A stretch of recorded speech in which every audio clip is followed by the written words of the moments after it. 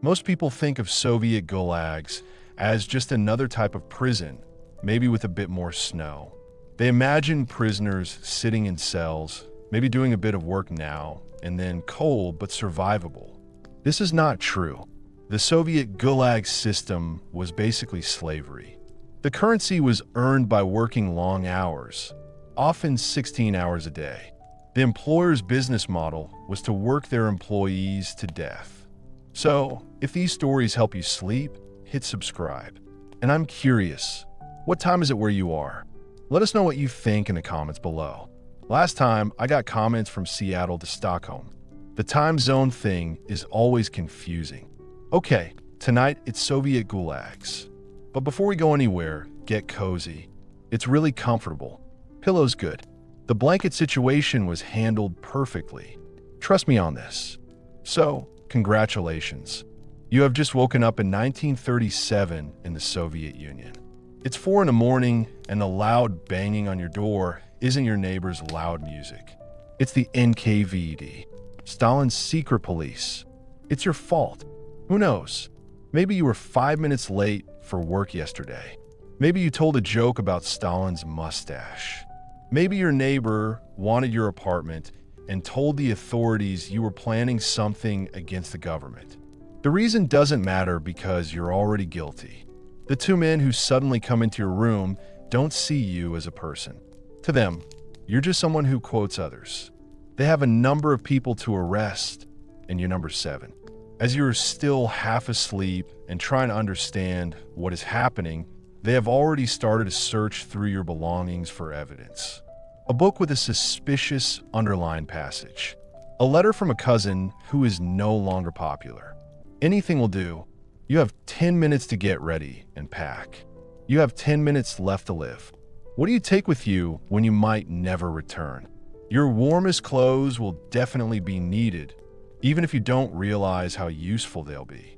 Some family photos, maybe, if the officers allow it. They usually don't. This was the hardest part. If you have kids, they're watching in silent fear. Your husband or wife knows not to say anything. Your children look at you with wide, confused eyes. Everyone understands that if they make a scene, they will get more arrests. This is happening in apartments all over the Soviet Union. Every night, hundreds of thousands of people say goodbye to each other in the dark. The black prison van, which everyone calls the ominous Black Raven, is waiting outside. Inside, you are squashed against other people who are also confused and terrified. Some people are crying, but they don't make a noise. Others are shocked and can't believe it. Some of the older players look ahead with empty eyes. They're already saving their energy for what is going to happen next. The interrogation that follows doesn't make sense because it's not supposed to. It's all a performance. It doesn't make sense. You're asked to confess to crimes that are too silly to have been committed and to implicate friends in conspiracy plots that were made up. The interrogator is tired and doesn't care about the truth. They have been working for hours, trying to force suspects to confess. He is focused on meeting his target number of confessions. Just sign it, he says, pushing a document towards you. It'll be easier for everyone. Some people resist for days, weeks, or even through sleep deprivation and beatings. But eventually, nearly everyone signs. What choice is there? The system isn't designed to find the truth. It's meant to feed the camps. After your trial, you will be sentenced after a short formality. This is when your signed confession is read out loud. 10 years is normal. You have to spend 10 years doing community service for crimes you didn't commit. You want to laugh at how ridiculous it is, but you're too tired to even think about it. The journey to the camps is where the real horror begins. Prisoners call it EAP, or transit. You're put into train cars meant for animals. 80 people were packed into a space designed for 8 cows. There's a small window with bars and a hole in the floor for a toilet. The smell gets so bad that you can't stand it. A prisoner shouts, "Make room for the living," when someone collapses. It's not cruel, it's necessary. In this full rail car, every bit of space is important. The dead are moved to the side, sometimes stacked in corners until the next stop. No one can afford to give them more space than that. The journey can last weeks, depending on where you're going. The most feared camps are in Komer, in the far northeast of Siberia. Getting there means not just a train ride, but also a sea voyage on ships that are just as crowded and dirty as the trains. Prisoners call these ships floating coffins. Many of them don't survive the journey. The food on the transport is a daily ration of about 300 g of bread, roughly the size of your fist, and soup so thin it's practically hot water with a hint of cabbage. This isn't enough to survive on, but that's how it's meant to be. The weak will die on the journey. The system thinks this is good. Water is often more important than food. Sometimes the train stops and guards give out water. Sometimes they don't. Prisoners have been known to lick the condensation off the metal walls of the car. In winter, they eat snow that comes through the small window. In summer, many people die from dehydration. It's almost impossible to sleep standing up. But prisoners develop a system. They take turns sitting or lying down. They learn to sleep in 20-minute shifts. They stand or lean against each other, like trees that have fallen over. Your muscles are really sore from the effort. But in the end, feeling tired wins over feeling uncomfortable. The guards check the cars when they stop. Sometimes I pull out the dead ones, and sometimes I don't. They don't see people, just cargo. One guard, who was only about 20 years old and had a baby face, casually told another guard that yesterday's train had lost 43 pieces of cargo because they were too cold. Not people, cargo. You drift in and out of consciousness, losing track of time. Days and nights are the same. The rhythm of the train becomes your heartbeat. You get used to the constant smell of bodies, poo, and fear. You only think about the next piece of bread, the next sip of water, the next time you close your eyes. You learn to spot the signs of someone about to die. A certain blank look in the eyes, lips pulled back from the teeth in a grimace. The breathing becomes short and uneven. If you see these signs, move away if you can. It's not because they're cruel, but because when they collapse, there'll be a brief fight for their bread and space. This is what the system has reduced you to in just a few weeks. One morning, or maybe it's afternoon, it's impossible to tell. The train stops. The doors slide open with a loud, metallic noise. The light is very bright after being in the dark train. When your eyes get used to the dark, you can see it. There is endless white snow stretching to the horizon, broken only by wooden watchtowers and barbed wire. The air is so cold that it feels like knives are in your lungs. A guard says hello as he shows you to your new home. You'll be here until you die or your sentence ends. Most of them die, he adds to another guard, not bothering to speak quietly. You've arrived at the edge of the world. This is not an ordinary prison. This is the Gulag, a place designed to make your body work as hard as it can before it breaks. As you get off the train and find your legs won't work properly, you realize your old life is over. From now on, the only thing that matters is survival. You're not enjoying the warm comfort of your bed right now, with its soft blankets and comfortable mattress. It's not like being in a warm room where you just feel hungry for a short time before you eat. The difference between that and the terrible conditions in the Gulag is very obvious. The guards are shouting and making the new arrivals line up. Men to one side, women to the other. Those who can't stand are thrown onto sleds like firewood. They might be taken to the infirmary, or they might be sent straight to the mass graves around the camp. You don't know yet that the infirmary is often just a stop on the way to those same graves. What you do know for sure is that your survival depends on what happens in the next few hours. The coat that was fine in Moscow is not good enough here, where it often gets down to minus 40 degrees. The shoes that are perfect for walking in the city will make your feet very cold very quickly if you wear them outside. Your new reality is starting to become real. Every prisoner around you is thinking the same thing. How do I survive this? What deals should I make? What skills can I trade? Who do I need to make friends with or avoid? Because in the Gulag, these are more than just social questions. They're the difference between life and death. As you move forward in line, a prisoner in a camp uniform whispers as he passes. If you can, try to get moved to the kitchen or the hospital. People who work outside in winter often get very cold very quickly. This is your first lesson in survival in a Gulag. There will be many more like it, and each one will be paid for in suffering. But for now, you just need to keep going one step at a time toward the processing center where your camp life officially starts. The wooden building in front of me is smoking. It looks nice from far away, but it's really shocking when you get close enough to read the sign. Labor is a matter of honor, glory, courage, and heroism. Some prisoners wrote the word "work to death" in smaller letters below it.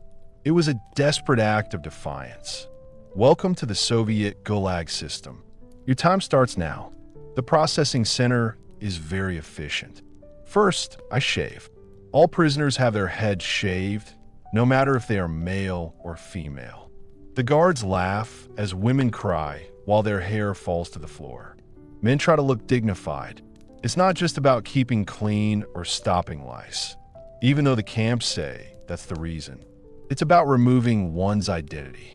Then it is time for the disinfection, a shower that is so hot it scalds your skin, and then immediately afterwards, one that is so cold it feels like you're being shocked. The shock of it makes people scream.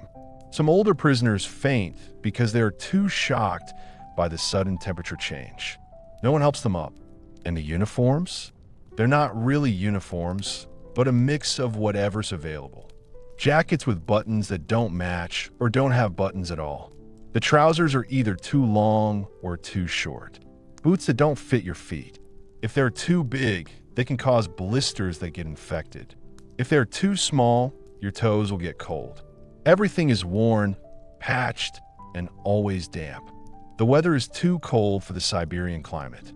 Name barks an administrator without even looking up from his paperwork. You answer.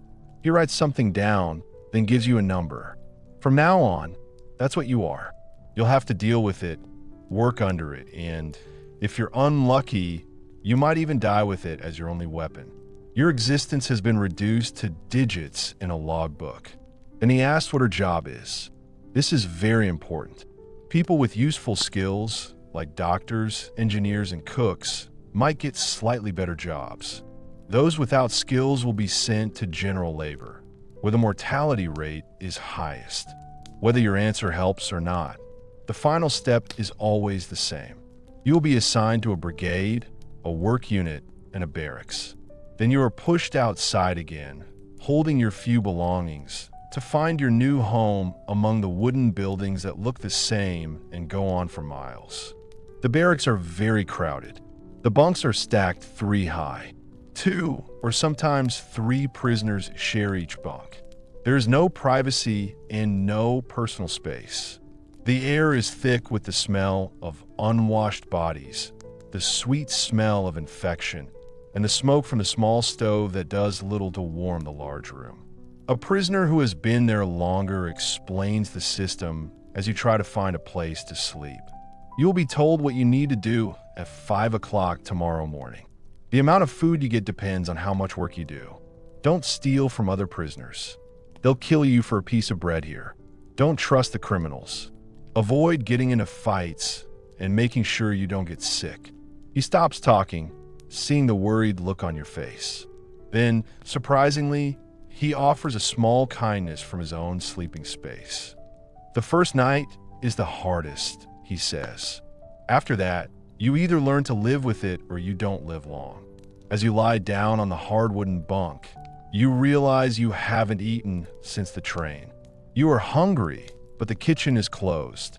Around you, prisoners cough, cry out in their sleep, or speak quietly.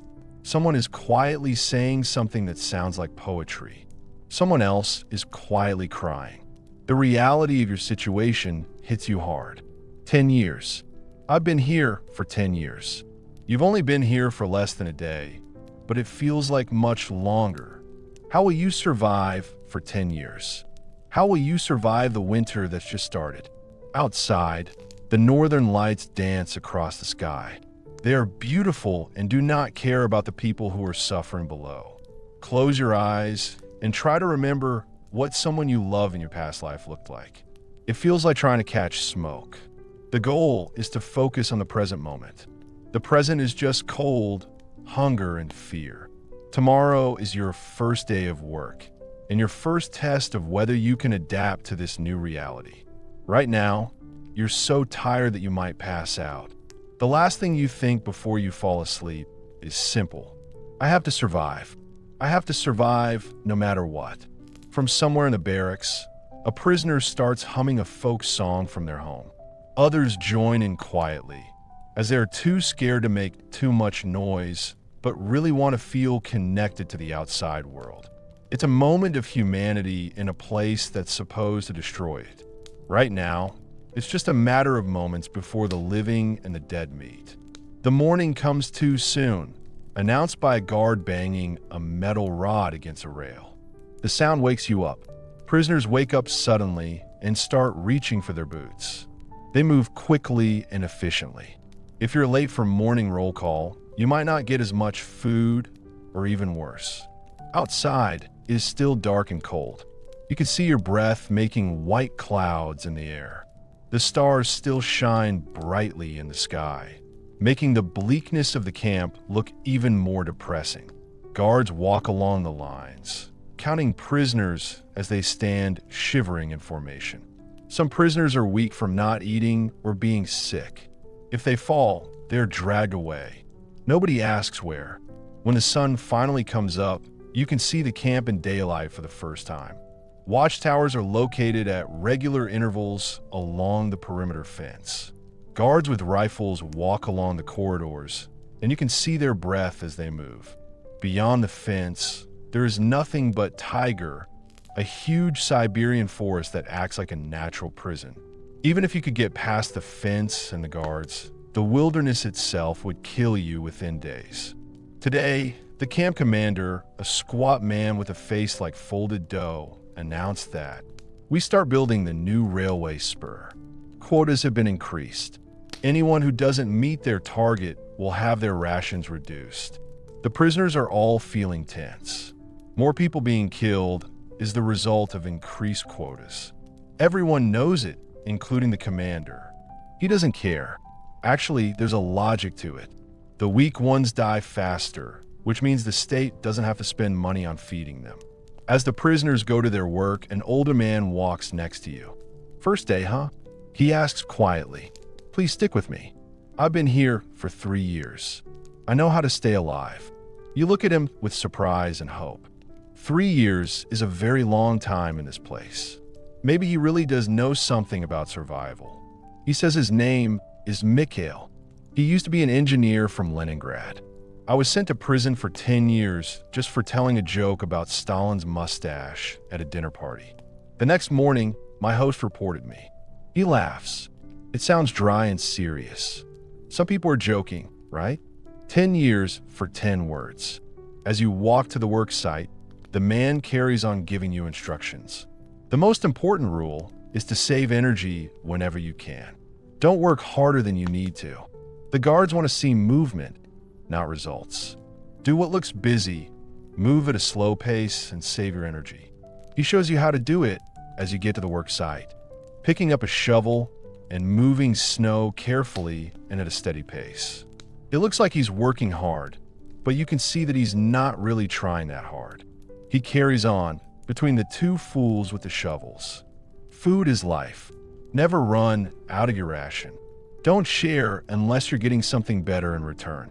Eat every piece of food, lick the bowl, and if you find food, hide it. If you start giving away food, you will start dying. Hundreds of prisoners are clearing snow, digging through the frozen ground, or carrying materials around you. Many look like walking skeletons, their uniforms hanging off their skinny frames.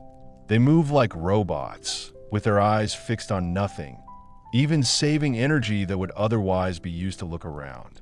Rule 3 says, pointing to a group of men who look strong but aren't working as hard as the others. Stay away from the criminals. We are the political prisoners. We're at the bottom of the chain. The prisoners are ruled by the criminals. They steal and hurt people, and the guards let them because it keeps us divided. You watch as a guard walks past the lazy criminals without saying anything, then stops to shout at an old man who's struggling with a wheelbarrow. The difference is clear and intentional. The best way to deal with this is to divide and rule. The basic idea of the Gulag last rule says male, his voice getting even lower. Find something that makes your life worth living. A family without God. Revenge. It doesn't matter what. It's definitely worth getting up early for. The people who die fastest are the ones who lose hope. You nod, trying to take in all this information while also keeping your shovel busy. Your hands are stiff with cold, and you've only been working for less than an hour. How will you last a full day? How will you last 10 years? It looks like the man can read your thoughts. He says that he just takes it one day at a time. That's all anyone does here. 1 hour, 1 minute. If that's all you can manage, just keep breathing, keep moving, and don't think too far ahead. The morning is slow and dreary. I'm tired and cold. By the time lunch break is over, your toes feel numb and your hands are sore. Despite the poor quality of the food, the promised meal is just a ladle of thin soup, mostly hot water with a few cabbage leaves, the odd potato, and a small piece of bread.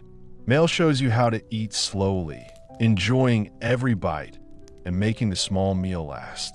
The bread is the most important part, he explains. The soup will keep you warm for a while. Bread keeps you alive. Other prisoners are using different tactics. Some people eat very quickly because they're very hungry.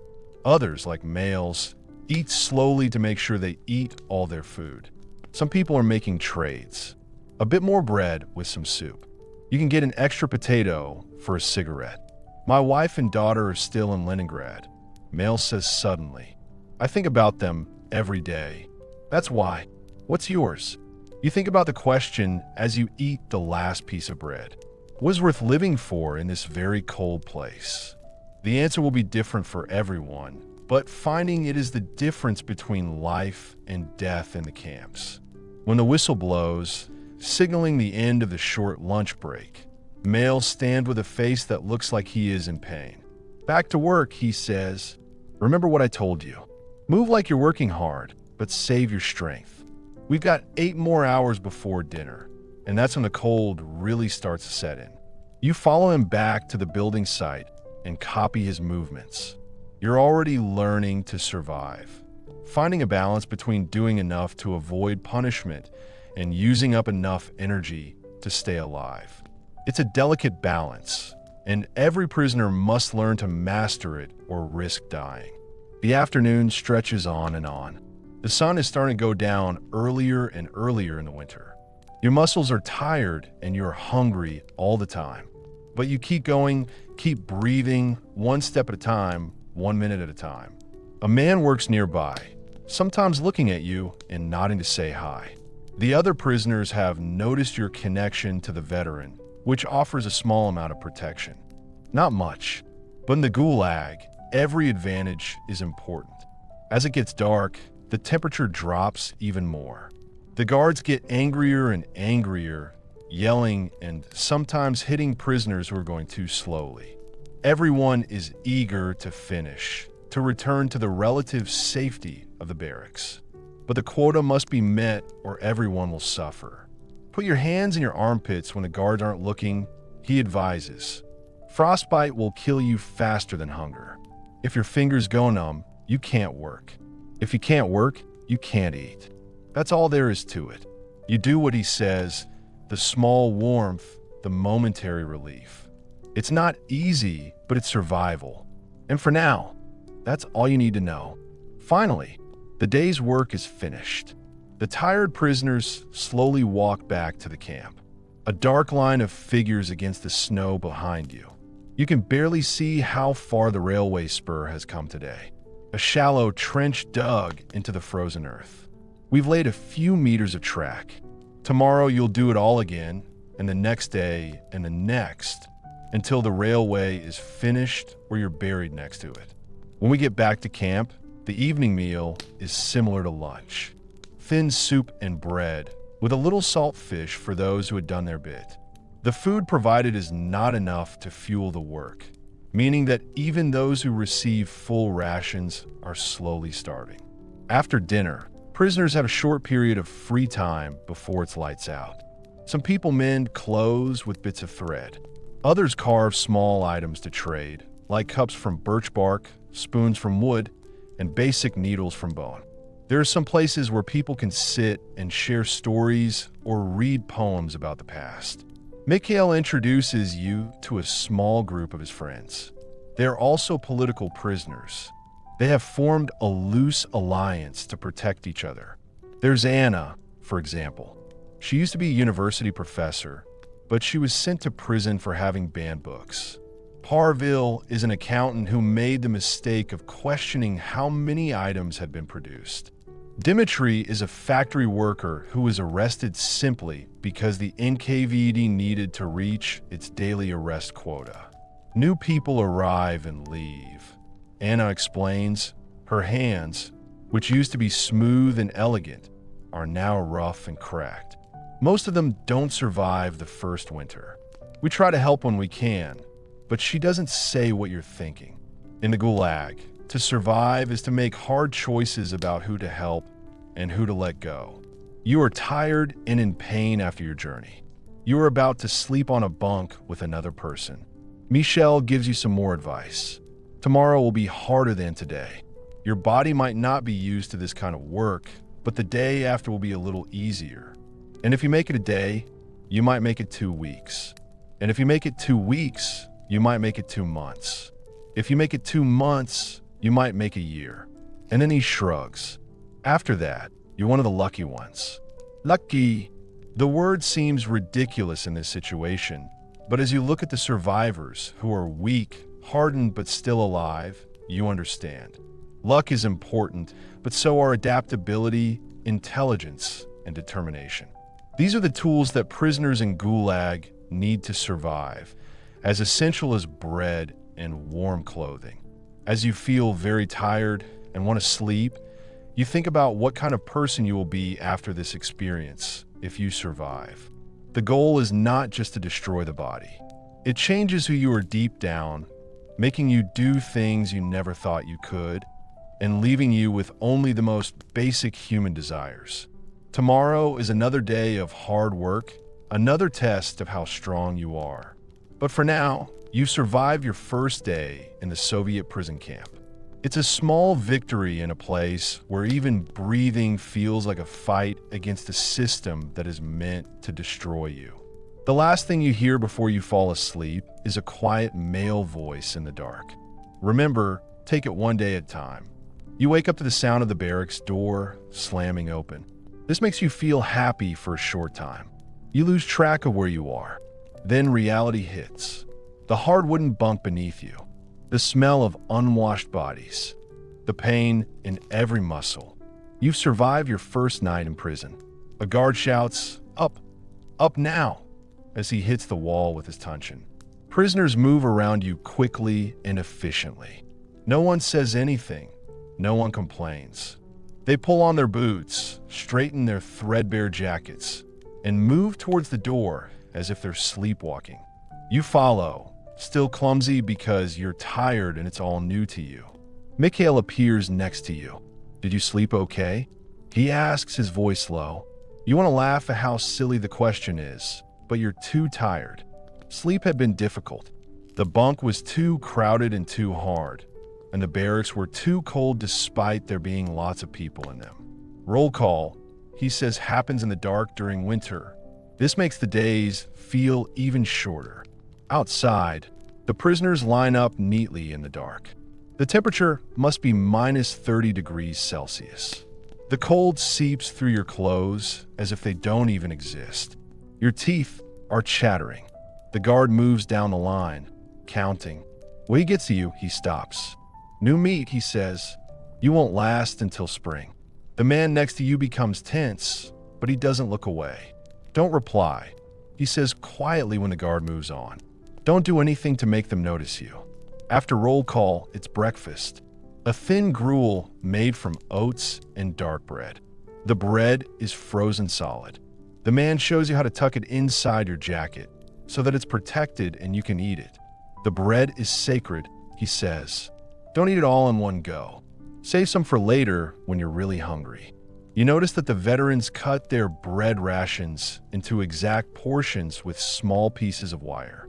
They keep these hidden in their clothes. Some people even sleep with their bread, afraid it will be stolen during the night. Everyone leaves for their work assignments. A man with a clipboard leads you to one. He is the work assignment officer. He says, your job decides if you live or die. It's really dangerous to do outdoor work in winter. Inside work means survival. The person who is in charge of the assignment hardly notices you. New railway construction. A man takes a step forward. Comrade, this one has experience in engineering. This could be useful in the workshop. The officer looks at him strangely, as if he doesn't trust what he's saying. Who says I worked with engineers in Leningrad? You lie, following what the man says. It's mostly about factory design. The officer laughs. All the workshops are full. Railway. He makes a note and sends you on your way. Mail size. It's worth a try. Railway work is hard, but it could be worse. It could be logging or mining. Those will kill you in weeks. Outside the main gate, prisoners are divided into groups of people who do different jobs. Each group has a leader, not a guard, but a prisoner who is in charge of the others. The brigade leaders are tough men with hard faces. Their position means they get better food and less difficult work, but they also have to meet certain targets. Our brigade leader is Stepan. Mikhail says, nodding towards a tall, thin man with a scar that runs from his temple to his jaw. He used to be in the Red Army, and he's tough but fair. He won't sacrifice you to save himself, which is rare. Steen is giving out tools like shovels, pickaxes, and spades. The tools are very important and are counted carefully every day. If one of the tools is lost, the whole brigade will be punished. Comrade engineer, Stan says that when you use the lie you told earlier, he is just checking you out, not being unkind. Mikhail vouches for you. That's all for now. Take a shovel and stay close to him. Learn fast or die fast. There are only two options here. As your group moves to the work site, Mikhail will continue teaching you. He says that camps are organized in a hierarchical way. The guards at the top are obviously the best. Then there are the trustees, who are prisoners working for the administration. Below them were the criminals, the common thieves and murderers. The politicians, politicals, anyone who is arrested for a political crime, or who speaks against Stalin, shows up late to work too many times, has relatives abroad, is too educated. Basically everyone who isn't a real criminal. The work site is very cold. The railway spur being built goes from the main camp into the wilderness. Today, we need to clear the snow and ice from yesterday's work, and then we need to keep digging the trench through the frozen ground. Your shovel hits the hard ground, which makes your arms hurt. You will feel numb in your hands very quickly, even if you have a rag wrapped around them. Every time you breathe out, your breath makes ice crystals in your nose. Nearby, a prisoner who looks even more skeletal than the others suddenly drops his shovel and holds his chest. He falls to the ground without making a sound. Two guards walk over, talking to each other. Then they drag the man away by his feet, leaving a dark trail in the snow. The man says, "I've had a heart attack." This is quite common. The body can't handle being cold and being put under strain at the same time. They're not taking him to the medical center. The man looks at you as if he feels sorry for you. He's dead. They're taking him to the morgue. In winter, they don't bury the bodies until spring thaw. Just stack them up like you would with firewood. You watch the guards as they walk away with the dead man. It seems impossible that death could be treated so casually. But in the Gulag, you're learning death is the most common thing that happens. The work never stops. The sun doesn't rise above the horizon for a long time before it starts to go down again. The short winter day is not warm and is uncomfortable. Prisoners move in a way that doesn't waste energy or warmth, and they only speak when they have to. At midday, there's a short break for food. The meals are the same: thin soup and bread. You sit with a man and a few others from your dormitory, huddled together to keep warm. How many people die? You ask a man. He shrugs. Winter is the worst. Maybe 1 in 10 prisoners each winter, more in bad years. Summer brings different problems: descent and tuberculosis. The weak ones die first, but even the strong ones don't last long without luck. A prisoner you don't know sits down nearby. He is a big man with a gold tooth that shines when he smiles. He looks well-fed, which is not the case for most prisoners. His jacket is in better condition, and he's wearing mittens instead of rags on his hands. "Oh, who's that?" You whisper something to Mail. Verona is a criminal prisoner and works as a food distributor in the kitchen. The man's voice goes even lower. Be careful around him. He trades food for favors, but his protection costs more than most people can pay. When she hears his name, Verona looks over and smiles. "Fresh meat," he says, nodding at you. "If you're tired of starving, come and see me. I can help, but I need money." Before you can say anything, Mail jumps in. "He's with us, Verona. Engineering Brigade." Verona keeps smiling, but his eyes look a little bit angry. "Everyone needs friends here, Engineer. Remember that when your political friends can't help you." He stands there, brushing snow from his trousers without any concern. What did he mean by that? You ask when Verona is out of earshot. Anna explains that criminals are in charge of their own system here. They steal, they trade, they control what little comfort there is. The guards let them because it keeps us divided. Criminals do not like politicians. They think we are weak and foolish. But not all criminals are like Verona, adds Parville. Some of them are just ordinary people who stole bread to feed their families. The real Vori, the professional criminals, they're the dangerous ones. Or Vori Vzakoni, Mikhail explains. Thieves in law have their own code and their own laws. They never work with the camp authorities.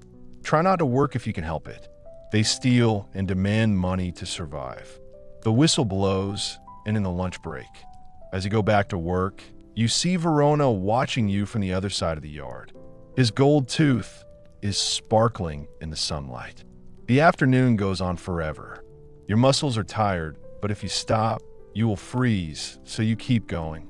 The cold is cold, but there is one good thing about it. After a while, you stop feeling the pain in your hands and feet. Mail warns, this is dangerous. This is a sign of frostbite. He advises that you move your fingers and toes whenever you can. If you get frostbite, you'll end up in hospital, and a lot of people never come back. As the weak winter sun begins to set, the guards call for the day's production to be measured. The brigade has not met its target. The ground was frozen too hard, and the workers were too weak to make enough progress. Steen, the group's leader, argues with the guard in charge. He points to the hard ground and the poor tools. The guard stays still. He writes in his book that this will mean less food for everyone in the brigade. The walk back to the camp is quiet. Everyone is tired and hungry. At the gate, guards count the prisoners and look for anything they might be hiding. Anything from the building site that could be used as a weapon or a tool to escape. A prisoner who has been in the prison for a long time is found with a small piece of wire hidden in his boot. The guards take him to a private room to punish him. No one looks, no one speaks. There's nothing we can do. When they get back to the barracks, prisoners get on with the evening rituals that help them survive. Some people check their feet and hand for frostbite. Others mend tears in their clothing with simple needles made from fish bones. Some people gather in small groups to chat in hushed tones. It shows the difficult situation of people in a place that is not designed for them. You fall asleep on your bunk, completely tired. A man sits next to you and gives you a small package wrapped in a piece of cloth. He says, "Make extra bread just for tonight. Tomorrow you're on your own." This simple gesture can make you cry. In this place where people only think about themselves, being kind is really surprising. You might be wondering why I need your help. The man is silent for a moment. I got help when I first arrived. A man called Yuri taught me what I'm teaching you now. He died last winter. Pneumonia. He shrugs. Also, having more people to help makes things easier. The brigade needs strong workers to meet its targets. You understand how to be kind in a practical way. There's nothing in the goal that's completely selfless. To survive, you need to think carefully as well as be kind. As you eat the bread that has been given to you, enjoy every mouthful. Anna joins you in the mail. Her face looks tired, but her eyes are still open. "I've been thinking," she says quietly. "The new one needs proper mittens. The hospital has a room where people can recover. I know someone there who might trade." The men nod their heads in agreement. "How much does it cost?" "Only half a loaf of bread. It's a very expensive price. This provides half of your daily nutritional needs. But you now understand that if your hands get frostbitten, you're in serious danger. Just go at a slower pace. I can pay you," you say, "but the thought of giving up food makes your stomach hurt." Anna shakes her head. "It's not your bread. It's mine, but you'll owe me." She gives you a tired smile. "Nothing here is free. Remember that." This is your introduction to the complicated economy of the Gulag. Everything has value. Things like food, clothes, tools, medicine, and knowledge. Prisoners swap what little they have to fill their most desperate needs.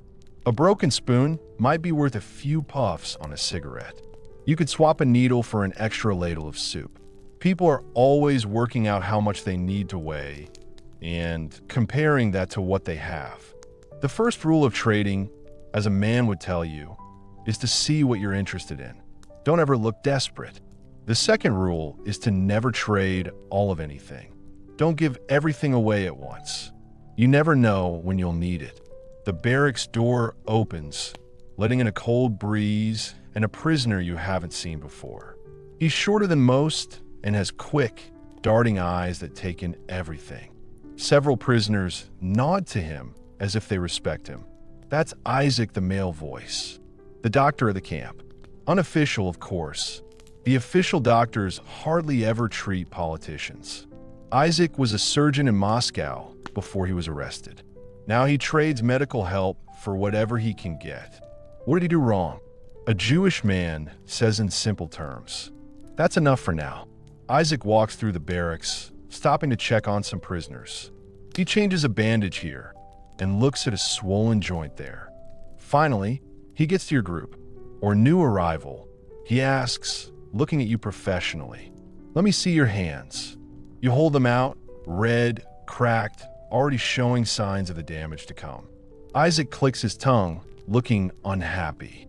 "You'll lose fingers like this," he says, "maybe even worse." From a hidden pocket, he pulls out a small tin. It looks like grease. It's made from a mix of fat and pine resin. Rub it in every night. It's not enough, but it's better than nothing. He gives you the tin, which is very valuable here. You look at him, not knowing what to think. "Would I trade for this?" Isaac's smile looks tired, but it's real. "The first one is free. Then we could talk about paying for it. Maybe you have skills I could use. You can start now. Then remember the role you've chosen. The design of engineering projects." Isaac nods, thinking about it. "Good. I need someone who can draw medical diagrams to help the assistants. Come and see me when your hands are well enough to hold a pencil." After he moves on, you turn the small tin over in your hands, still confused by this unexpected gift. "Don't look so surprised," Anna says. "We help each other when we can. It's not because they're kind, but because they have to be. No one survives alone here." The man nods to show that he agrees. The authorities want us to turn on each other like animals. Sometimes we do, but it's hard to work together and remember that we're all human. Small acts of defiance can still have an impact. As night falls, the camp becomes quiet. The small stove in the center of the room provides little heat, and the prisoners huddle on their bunks to keep warm. Some people cough, and if they have a wet, rattling cough, it could be a sign of tuberculosis or pneumonia. Others make noises in their sleep, dreaming of things that are as bad as their real life. Put some of Isaac's ointment on your hands if they are sore and red. There was a strong, sharp smell of pine resin in the barracks, cutting through the stale air. You will feel better straight away. It was a small kindness in a cruel place. Tomorrow will be harder, says the man, settling onto the bunk beside you. The second day is always the same. The body doesn't want to do what you're asking it to do. But the day after gets easier, and the day after that, you ask, how do you know I'll last that long? Take a look at this for a moment, gentlemen. At last, he says, it's something to do with the eyes. Some people give up as soon as they arrive, like they're walking dead. Others still have fight. You're still fighting. You're not sure if he's right. It seems impossible to fight here, where everything, from the cold to hunger and the brutality of the situation, is designed to crush resistance. But there's still a part of you that won't go away. It's a strong sense of self that even prison can't destroy. As you start to fall asleep, you hear quiet voices in a corner of the barracks. Someone is reading poetry. Pushkin, you think, and others are listening very carefully. This small act of cultural remembrance feels suddenly very important for some unknown reason. They can take your freedom, your health, and even your name. But as long as people remember Pushkin, we still have some of our culture. You close your eyes, learning another survival skill. Look for the moments of humanity. Hold them close. They will keep you warm when nothing else can. Tomorrow is going to be another tough day. It will be very cold, and I will be so hungry I can't think straight. But for now, you've learned the first lessons of Gulag life. You started to understand the hidden connections between power, trade, and alliances that are behind the visible buildings like barracks and guard towers. You've just started the long process of adapting to your new environment, and with a bit of luck and skill, you'll be able to survive. The last thought before you fall asleep is surprising in how clear it is. They can put you in prison, but your mind is your own. In the jungle, this is the most important survival tool of all. As he falls asleep, the barracks go dark, and for a moment, you feel like you're somewhere else. Somewhere warm, safe, and far from this icy hell. This mental escape won't last. But for now, that's good enough. Morning comes too soon again. The same shouted orders, the same hurried preparation, the same watery grin for breakfast, but something has changed. You move with slightly more purpose and slightly less confusion. You're learning. Look, says the man, as your group of men walk to the building site. He points to a prisoner in a different group, a man who walked strangely and called himself by a strange name, cut his own foot to get out of work. They put him in prison for 3 months, then sent him back to work. Anyway, you watch the man who is limping. You feel both horror and fascination. What makes someone feel so desperate? But after just 2 days in prison, you start to understand. At the work site, Steen, the brigade leader, makes an announcement. We have a new system today. We work in pairs, with experienced workers helping those who are slower. This is the only way to meet the target. He pairs you with a man, which seems like a kind and helpful thing to do, but actually isn't. New prisoners are also paired up with experienced prisoners. It's just a way of surviving.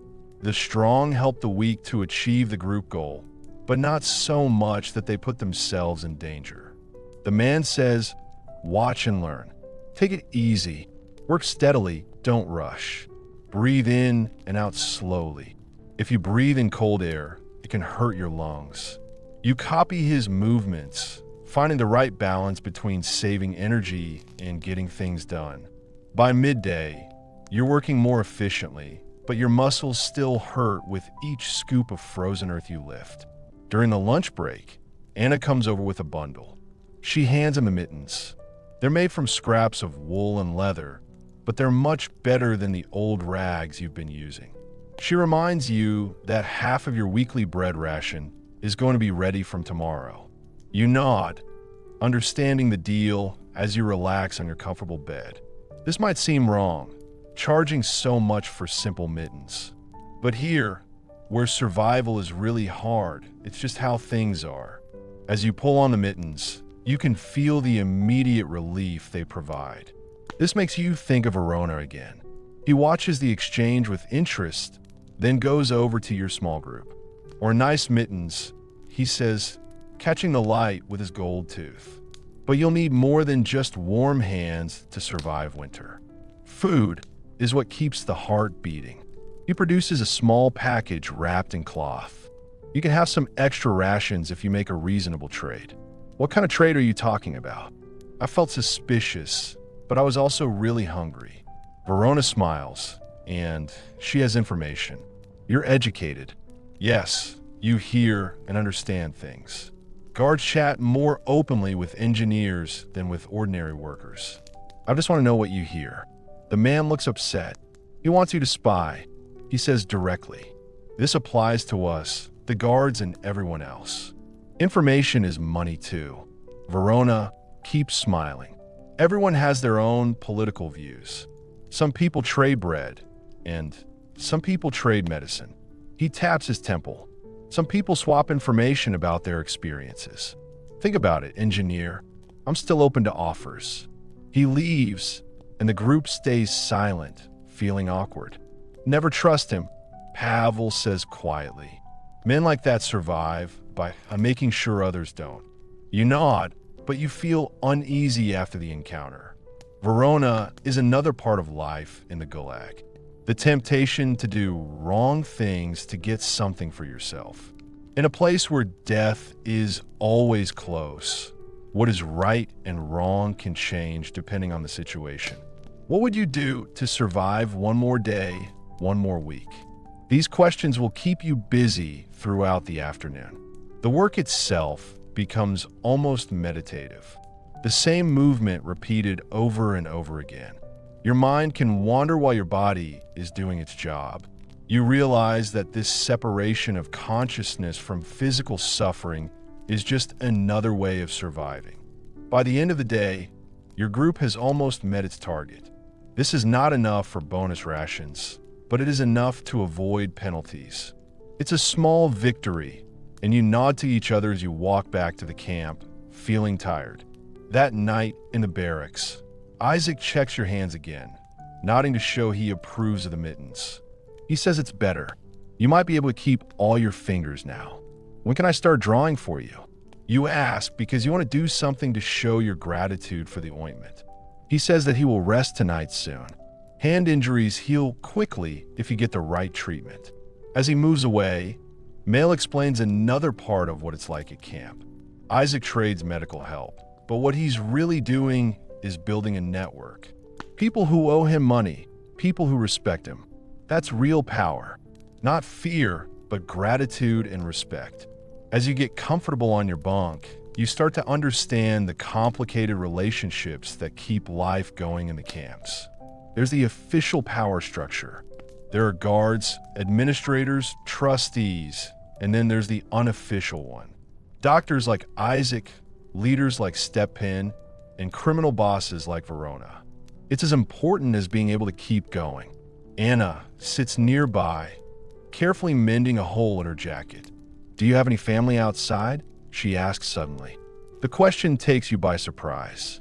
Talking about the outside world is both valuable and painful. Yes, you say after a moment. She has a sister in Kiev and parents in Moscow. She says that her husband and son are looking at her needlework. They were arrested on the same night as me. Different groups. I don't know if they're alive. The simple statement hits like a physical blow. So many families are broken up and so many friendships are lost. The Gulag doesn't just imprison people, it destroys their social networks, leaving them isolated. I was a literature professor, Anna continues, and I specialized in foreign poetry. That was enough to make me an enemy of the state.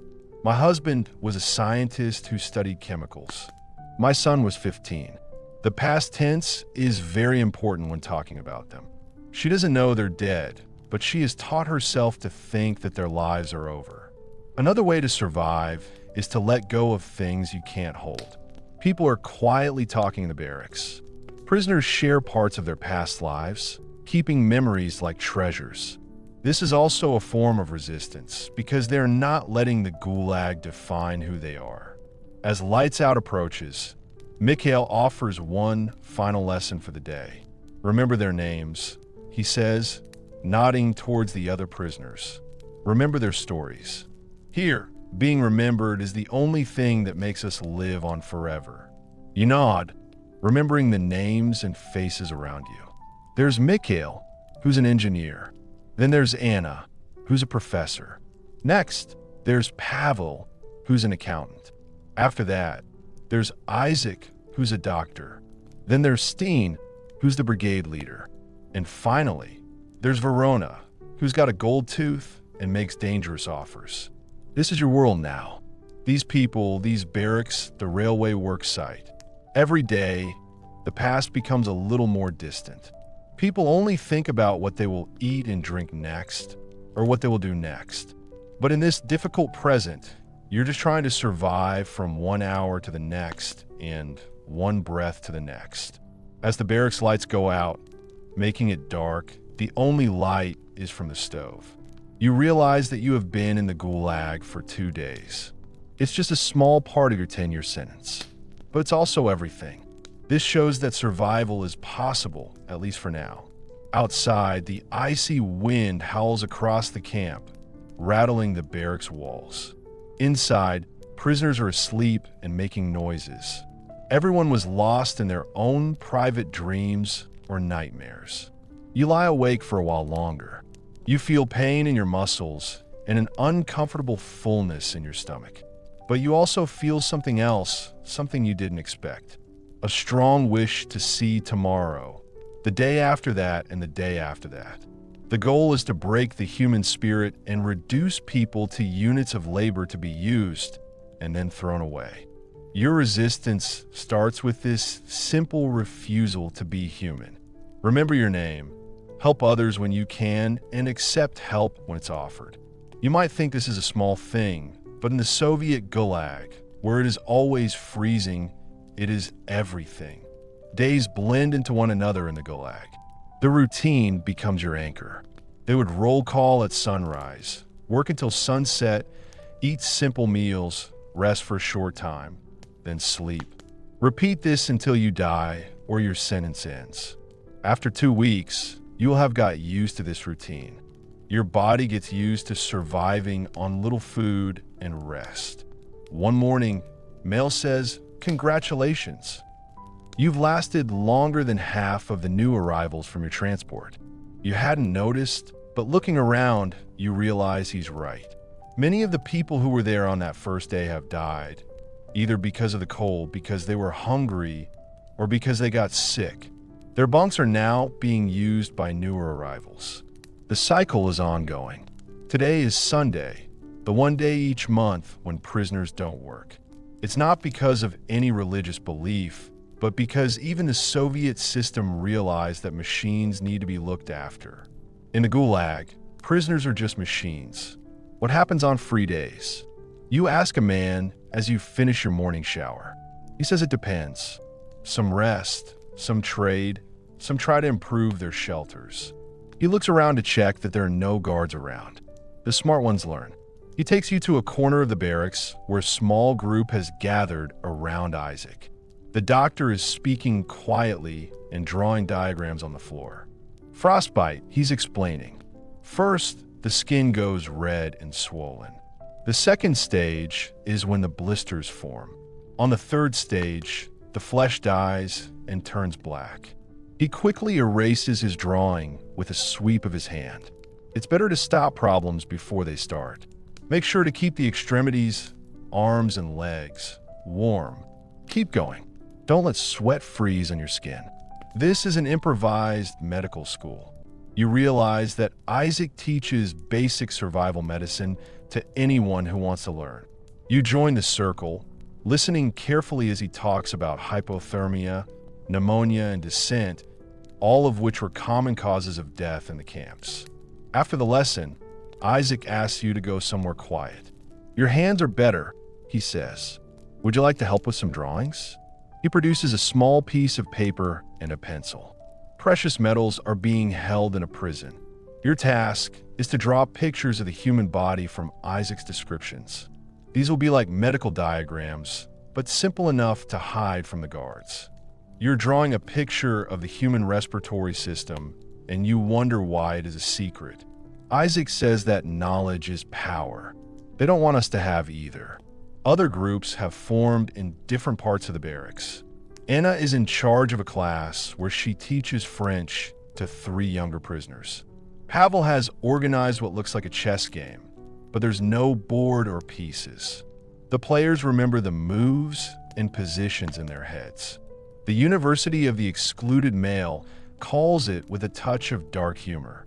You'll get the best education in the Soviet Union, but only if you pass the entrance exam. This fight to protect knowledge, culture, and humanity in a system that is designed to destroy all 3 seems both pointless and very important. What good is poetry in a place where people freeze to death? What use is chess to the starving? These activities seem to provide something vital that food and warmth alone cannot. You're drawing when there is a noise at the barracks door. 2 guards come in, followed by a civilian wearing a better coat and an administrator from the camp headquarters. "Pay attention," the senior guard shouts. The person in charge of the camp. Prisoners quickly stand at attention beside their beds, hiding anything they shouldn't have or any evidence of secret activities. Isaac's medical papers are kept secret. Anna's French lesson quickly becomes a group therapy session. Needles appear out of nowhere. The inspector walks through the barracks, pretending to check the conditions. He looks at the stove, frowns at the thin blankets, and writes notes on a clipboard. It's all a show. Everyone knows things won't get better no matter what he writes. When he gets to your section, he stops and sees the pencil you weren't quick enough to hide. "What is this?" he demands. Before you could say anything, a man comes over to her. "We need a citizen inspector to check the railway project. I was just explaining to the new person how to fill in the forms properly." The inspector seems doubtful, but carries on his patrols without saying anything. After he leaves, everyone in the barracks lets out a big sigh.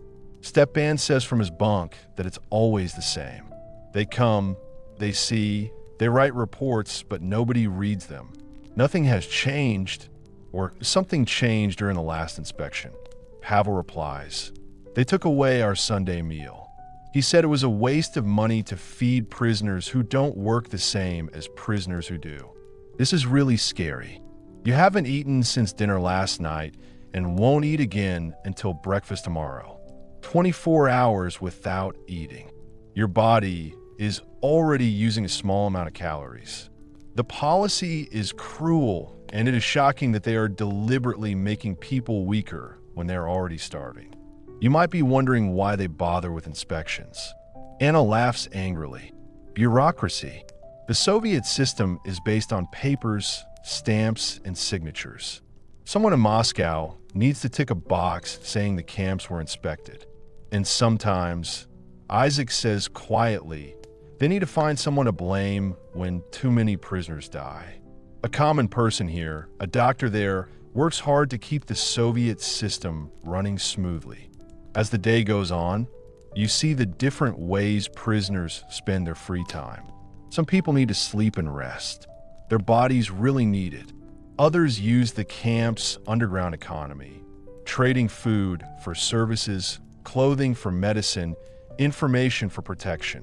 Verona is in charge of the market near the barracks. You watch as a thin prisoner approaches him, offering what looks like a handmade comb carved from wood. Verona looks at it, nods her head, and hands over a small package. It's probably extra food. Another prisoner swaps what looks like a letter probably to be smuggled out of the camp using Verona's contacts for a pair of foot traps. He has contacts among the civilian workers, the man explains. He also has contacts among the guards. You get what you pay for, and Verona sets the prices. How does he get away with it, you ask? The guards must know. They know all about it. They're part of it. Guards need things, too. Vodka, tobacco, and news from home. The smart ones work with prisoners like Verona, not against them. This kind of partnership, where both sides benefit from working together, seems to be one of the only systems that works in the camp.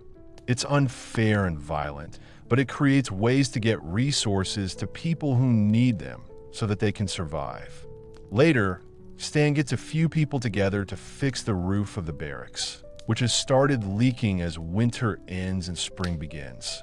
You volunteer for any activity that gets your body hot on this food-free day. On the roof, you work with materials you find to patch holes. You get your first clear view of the whole camp.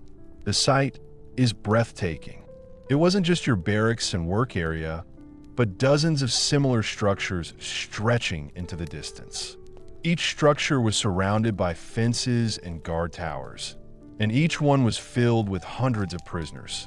You can now see just how big the Gulag system is. You're not the only one suffering. There are thousands of other people in the same situation. How many other camps are there like this?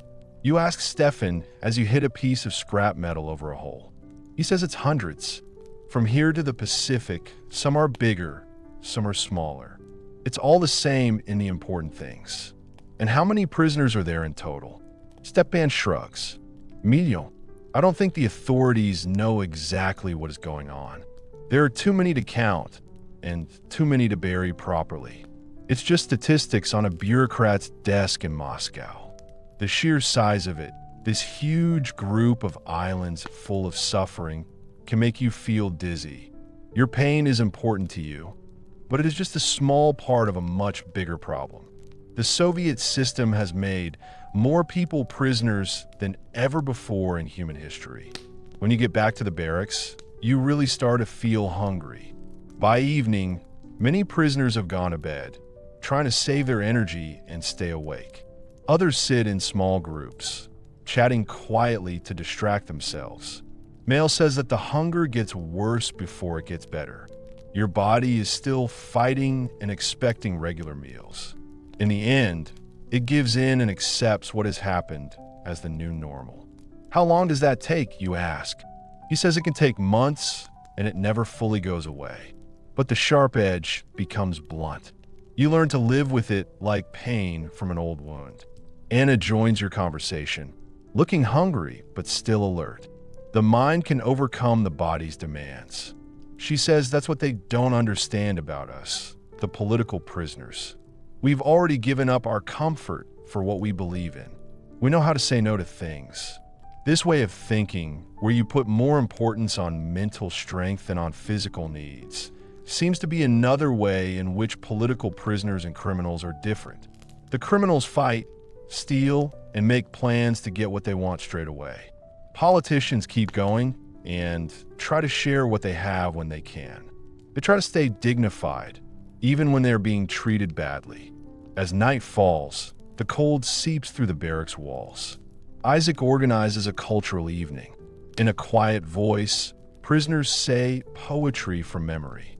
Pushkin, Lermontow, and even writers like Akhmatova and Mandelstam who are not allowed to be published. Others tell stories or sing quietly. In the past, people would have been put to death for this. The man says that it is an unauthorized gathering and that the content is against the revolution. Now, they just add more time to your sentence if they catch you, making progress like the Soviet Union did. Even though there's a risk, the things we share create a fragile feeling of normality.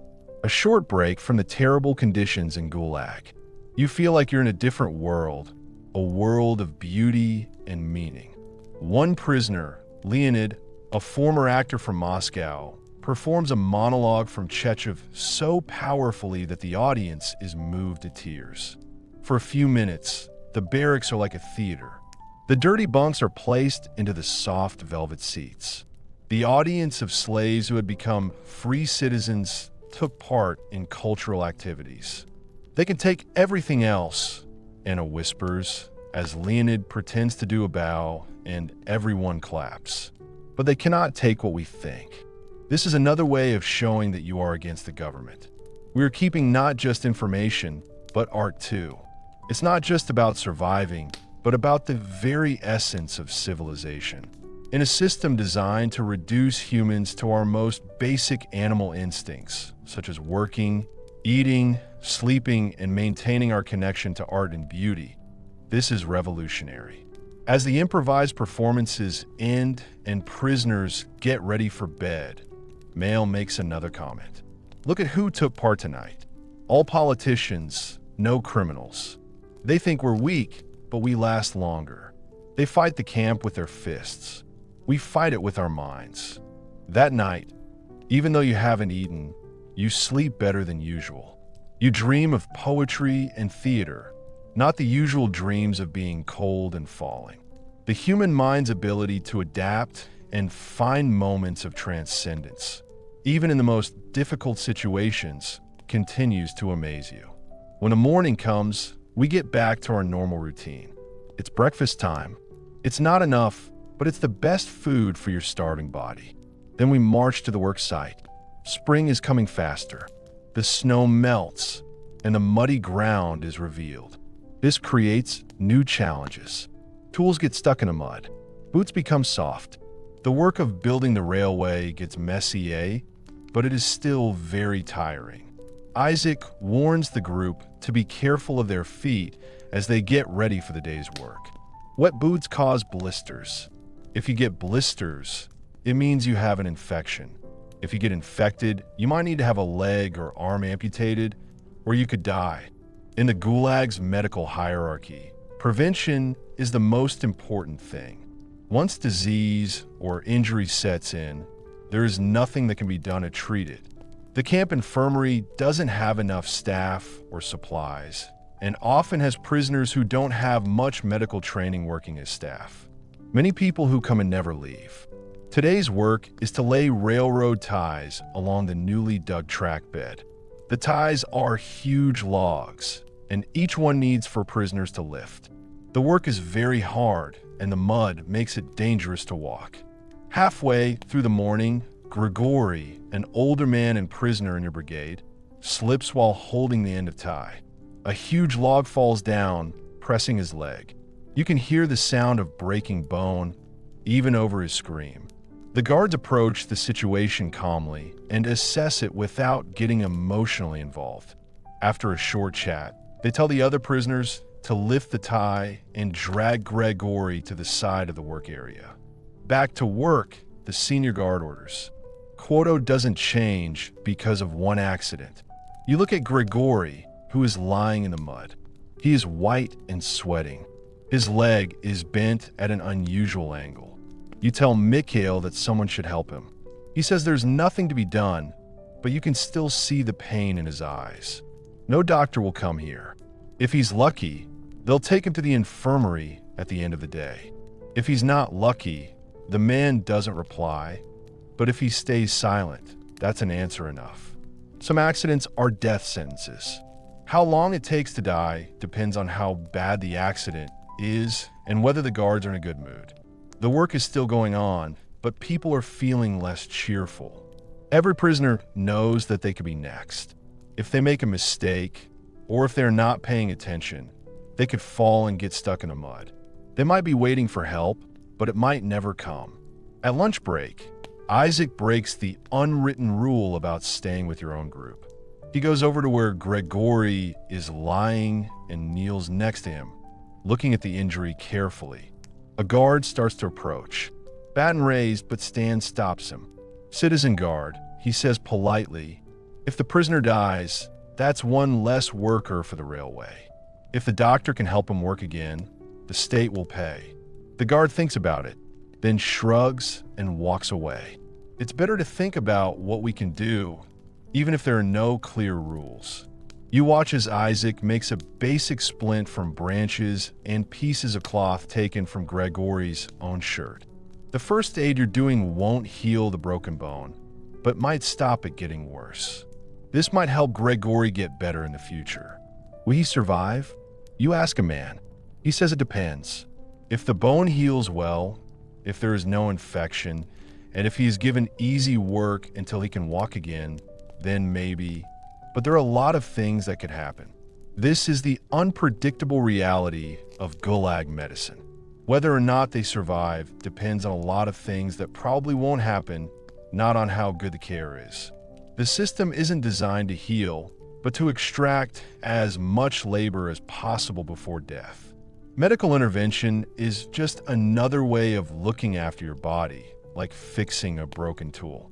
The afternoon's work goes on under a gray sky that eventually opens to a cold, steady rain.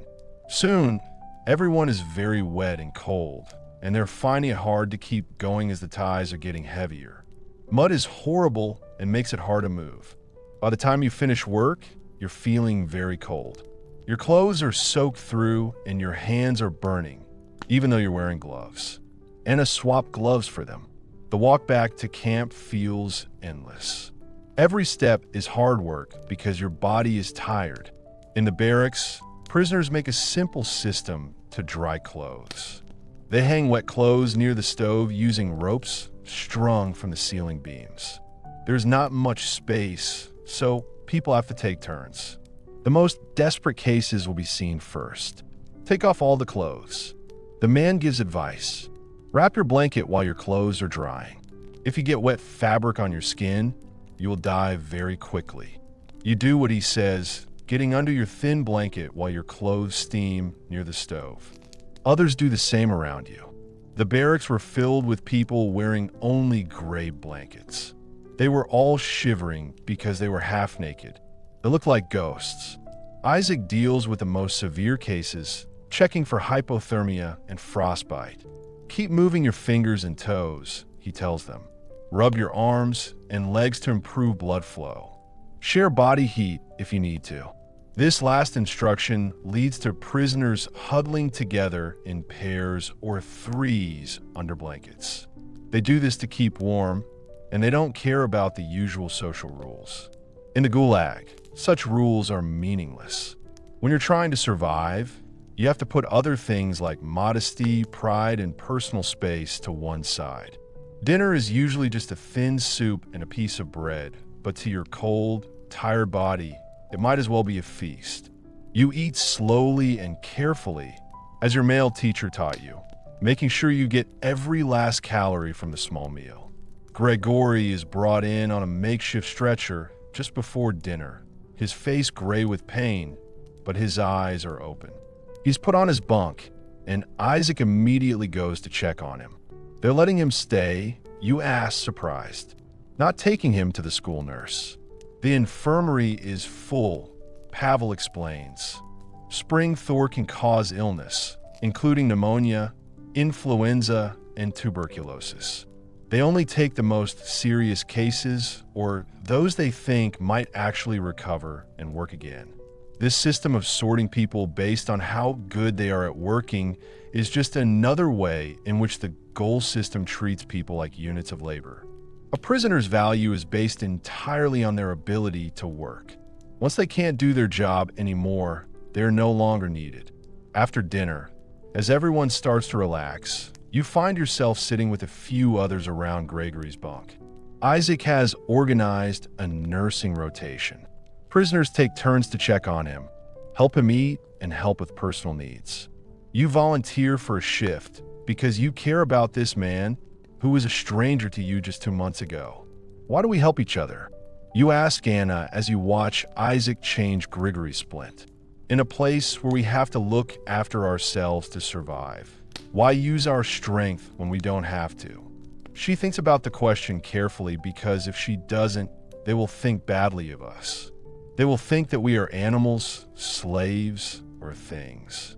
By helping each other, we show them they are wrong. It's not just kindness, it's defiance.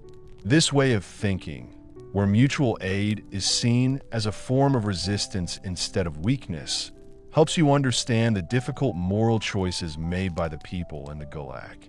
Prisoners have to make choices every day about whether to look after themselves or to stick together.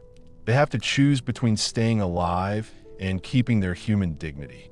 As night falls and the barracks lights go dim, you find yourself thinking about Gregory, about how Isaac gives medical care without any official training, about the poetry recitals and chess games that people play in their heads. The Soviet system has created the Gulag to break human beings, to extract their labor and discard the remains. But even in these difficult conditions, prisoners still show their humanity in many small ways. This is about surviving not just physically, but also emotionally. As you drift towards sleep, your clothes are dry and warm against your skin. You wonder which is more important. The last thing you hear before you fall asleep is a man speaking quietly to another prisoner. We win because we last longer, not because we're stronger, but because we remember who we are. Right now, you might think that such words are just for show. But in the very cold place where they are held prisoner, they're a lifeline, a sign that there is some meaning in a place where there is no meaning. Sometimes that thread is all that separates life from death. Spring in the Gulag is a very sad time. When the snow melts, it turns the camp into a muddy mess, making it hard to walk and putting your boots through their paces. The barracks roof is leaking all the time, so prisoners have to move their beds to avoid the worst of the drips. Pneumonia spreads quickly through the crowded living quarters. But spring also brings something unexpected, a change in the camp's atmosphere. The slightly longer days and slightly warmer temperatures make everyone feel happier. Prisoners move with a bit more energy. The guards seem slightly less cruel. Winter is starting to let go a little, and we're starting to remember that there are other seasons besides the cold weather. Oh, spring is dangerous. A man warns you one morning as your group walks to work through deep mud that is up to your ankles. He makes people think about going outside and escaping. You have been in prison for almost 3 months. It's long enough to learn the rules, both the ones you can read and the ones you can't. It was long enough to have become comfortable in the complicated social system. It was long enough to have seen both terrible cruelty and surprising kindness. Has anyone ever escaped? The man looks around to make sure that there are no guards nearby. A few, not many. Those who try usually die in the tiger. Things like being in the wrong place at the wrong time, not having enough to eat, and wild animals. Those who make it past that get caught at checkpoints or train stations. It's impossible to fake papers properly, but some people do make it. He admits that some of them have people to help them. Some of them have the skills to hunt and find their way, and some of them will do anything to survive. His emphasis on anything tells its own story. If you want to escape, you often have to betray others, steal supplies that might mean death for those left behind, or even kill to avoid being caught. The moral cost is as high as the physical risk. At the work site, your brigade has a new assignment: loading cut timber onto rail cars. It's a change from the endless digging of winter, but still really tiring. Each log must be carried by 2 or 4 prisoners, depending on its size, from the cutting area to the waiting cars. At about 8:30 this morning, there was a lot of activity near the tree line. The guards shout and run towards the forest, holding their rifles ready. The senior guard tells all the prisoners to kneel in the mud with their heads down. No one moves or speaks as gunshots are heard in the distance. After 20 minutes, the guards come back, dragging a body with them. It's a prisoner you don't recognize. Young, maybe 25. His face was covered in blood from a bullet wound to the head. They put him in front of the kneeling prisoners like a prize. This one thought spring meant freedom.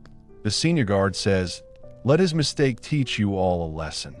The guards leave the body there all day, through lunch and the afternoon work shift, as a warning. No one is allowed to cover it or move it. The dead man's open eyes stare at the sky while prisoners work around him. They try to avoid looking directly at the corpse, but they cannot ignore its presence. Who was he? You whisper to Steen when the guards are far enough away. New arrival. I think it's Estonian. This is my first time. They never last. His voice is flat and emotionless, but his eyes show a mix of pity and resignation. This brutal act, the killing and the display, is typical of how the Gulag system works. Fear is a tool that can be used as deliberately as any truncheon or rifle. The emotional pain of working with a dead comrade is like the physical pain of an interrogation. Both are ways to break down resistance and make someone do what they want. When your group returns to camp that evening, everyone will know about the escaped prisoner. The details change a bit every time it's told. He had a map. He had help from outside. He ran 10 kilometers before being caught. He never made it past the tree line. What matters more is the symbol than the truth. Another failed attempt. Here's one more warning. When people are in the barracks, they always talk about escaping, not making plans. No one would be silly enough to discuss real plans, but ideas. Is it better to risk everything for freedom or to survive within the system? Is it better to die in the wild than to die slowly in the camps? I wouldn't try it, Pavel says firmly. It's not worth the risk. I was only sentenced to 8 years. I can handle that. A prisoner named Victor says that 8 years might as well be 80. He recently moved from another camp. They will extend it when you're finished. Find a new way to charge. People don't usually serve just their original sentence. This sad truth is everywhere. The Soviet system is designed to keep enemies of the state permanently removed from society. Even if they survive, they are often sent into exile and can never return to their homes or families. What about you, engineer? Verona joins in the conversation, even though she hasn't been invited. He started calling you by this nickname to remind you of the lie you told to make yourself look better. Would you run away if you had the chance? The question feels like it's trying to trick us. Admit that you would leave, and Verona might report you as someone who is likely to run away in order to get something out of it. If you claim to always support the system, people will start to distrust you. I think about my family. You say carefully. What would happen to them if I tried and failed? Verona nods, and it looks like she's happy with this answer. Smart. That's very clever. The family is like a chain that holds you together, tighter than any fence. This is one of the Soviet systems that works best. Collective punishment. If you run away, your family will suffer. If you resist, your loved ones suffer. This knowledge helps to keep prisoners in line more effectively than any physical barrier. As Verona moves away, Mikhail leans closer. Be careful with him, he warns. This isn't the first time. He's building something with you. It could be a trap or an alliance. Either way, it's dangerous. You've noticed that Verona is becoming more interested in you. They're starting to chat more. They're always giving you small gifts like food or cigarettes, and they're asking you about your life. He's grooming you for something, but it's not clear what. It could be as an informant, a smuggler, or something else. There's always a lot of tension in the camp because of the relationship between criminals and politicians.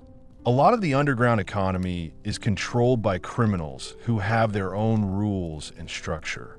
People with political experience and technical skills can get certain benefits from their work. The two groups get along, but they don't really trust each other. Why do the guards favor the criminals? You ask a man. Later that night, they let them run their rackets and give them better jobs. It doesn't make sense. He says that if you divide people into groups, they will fight each other. This makes it easier to control them. Also, criminals understand the guards. They speak the same language of power and violence. We politicians confuse them with our books and ideas. This shows that in the Soviet system, education and moral values are seen as more dangerous than theft or violence. The real crime is thinking about it. If you do something wrong, It's just an admin problem. The next morning, there's a rare event, a new guard assignment. The regular guards who have been watching over your brigade for months are replaced by new people. Younger men with serious looks. Trouble, Steen mutters as you wait for roll call. New guards mean new rules. New rules mean more mistakes. Mistakes lead to punishment. His prediction is right very soon. The new senior guard has announced some changes to the way work is done. From now on, things are going to be faster, people will be expected to achieve more, and there will be stricter breaks. When Parville asks a question to clear something up about tool assignments, he's pulled from the line and beaten with a truncheon until he can't stand. Does anyone need more information? The guard asks, breathing heavily from the effort of hitting him. No one says anything. Pavel is pulled to one side and curls up to protect himself. Blood was seeping from a cut on his forehead. People are working harder under the new, stricter rules. The guard are always shouting, making the prisoners work faster and threatening to punish anyone who slows down. By midday, 3 more prisoners have been beaten for not keeping up. Or why did they change it? You tell the man in secret when the guards aren't looking. It could be anything he says. It might be that the new camp commandant wants to impress his superiors. Or maybe it's because Moscow has given production quotas. Or perhaps it's just the new guards wanting to establish dominance. He shrugs. Does it matter? The results are the same. Another important part of the Gulag system is that there are no rules and they can change without any explanation or the chance to appeal. Prisoners can never feel sure about what they are allowed to do or not do. Punishment can come at any time, for any reason or no reason at all. The tension will carry on throughout the afternoon. Everyone is working really hard to avoid becoming the next example. The guards seem to feed off this fear, getting more aggressive as they can see the prisoner is terrified. When work finally ends, everyone quietly returns to camp. Each prisoner lost in private. They were exhausted and scared. Pavel is supported by 2 people as he is too weak to walk. His face is covered in dried blood and bruises. In the barracks, Isaac immediately goes to Parville to clean his wounds and check for concussion. Ribs are broken, he says sadly. There's a risk of internal bleeding. He needs to see a doctor. Anna says that they won't give it to you. They were not beaten up by their own people. It's not fair that prisoners can't get treatment for injuries caused by authorities. Dinner that night is calm. We all know how quickly things can get worse. The usual quiet conversations about home, the past, and survival strategies are replaced by a period of silence. Even Verona and his criminal friends keep to themselves, sensing that something is different. After you go to bed and can't sleep, even though you're really tired, you hear a strange noise in the far corner of the barracks. There was quiet sobbing, not from Parville, who was lying half-conscious on his bunk, but from one of the guard's favorites, a prisoner trustee who helped in the camp office. What's happening with him? You whisper to the man. Letter from Moscow. He whispers back. His family was arrested last week. His wife and children were sent to different camps, as were his parents. The news makes you feel worried. The trustee had worked well with the authorities, had told them what they wanted to know, had been given better food and easier work. None of it was a protection for his family. The lesson is clear. There's no safety, no security, no job that is too important to lose. This uncertainty, the knowledge that everything can change very quickly, creates a psychological burden as heavy as any physical labor. Prisoners live with 2 types of suffering. The suffering they are experiencing at the moment and the suffering they will experience in the future. The fact that we don't know what will happen in the future makes it harder to resist. Morning brings more changes. The new guards have introduced a new work schedule. It is now 16 hours instead of 12 hours, with shorter breaks. The camp boss has agreed to this emergency plan to meet the production targets set by Moscow. They'll make us work too hard, Ennis says quietly. As your group of soldiers leaves, her face looks blank, but her eyes show that she is worried. That's the point, Mikhail responds. They need the wood more than they need us alive. We're replaceable. The quotas aren't. This simple economic logic, where human lives are compared to production targets, is the main idea behind the Gulag. Prisoners are a way of making money, and they're used up until there are no more prisoners left. Then new prisoners are brought in to take their place. The individual is not important. What matters is the output. At the work site, the new pace is clear straight away. The guards shout all the time, making the prisoners move faster, carry more, and rest less. Those who are slow are beaten. Those who collapse are dragged aside and left, and no one knows what will happen to them. By midday, you're operating on pure will. Your body is tired and your mind is focused on one thing: getting the next log up and moving to the next step. The other prisoners move like robots, with blank expressions and their eyes fixed on nothing. During the shorter lunch break, Stan meets with the brigade leaders to talk in private. Something is happening. A decision is being made. You can't hear the discussion, but you can feel the tension in the room. What's going on? You ask when Mail comes back. Slow down, he says, barely audible. Not a strike. That would be like suicide, just pacing and saving your strength. No one can keep this pace for 16 hours. Won't the guards notice? They'll probably punish some of us, but they can't beat everyone. They can't afford to kill too many people if they want to meet their targets. This is because they don't openly resist, but instead subtly stop cooperating. This is the limit of what's possible within the Gulag system. Prisoners can't openly rebel, but they can secretly damage the systems that exploit them. The plan starts to take shape that afternoon. Movements become slightly slower, loads slightly lighter. When guards approach, the pace temporarily speeds up, then slows down again when they move on. Prisoners take short breaks, with others standing in front of them to hide them from a guard. It's dangerous. The guards aren't stupid, and they quickly notice the change in the beat. They respond by getting more violent, starting more beatings, and making more threats. But as Mail predicted, they can't be everywhere at once, and they can't afford to incapacitate too many workers. By evening, a new balance had been reached, a pace that was demanding but could be kept up, and a level of production that was lower than what the guards wanted, but higher than what might have been achieved if all the prisoners had collapsed from exhaustion at the same time. When they get back to the barracks, the atmosphere is different. A careful feeling of togetherness, of a small win. No one talks about what happened. There's no need. Every prisoner understands the delicate balance that's been struck, the power of working together. This is how we survive, and it's as quietly as you wait for your small dinner. Not on our own, but as a group. They want us to be divided. Political against criminal, Russian against Ukrainian, man against woman.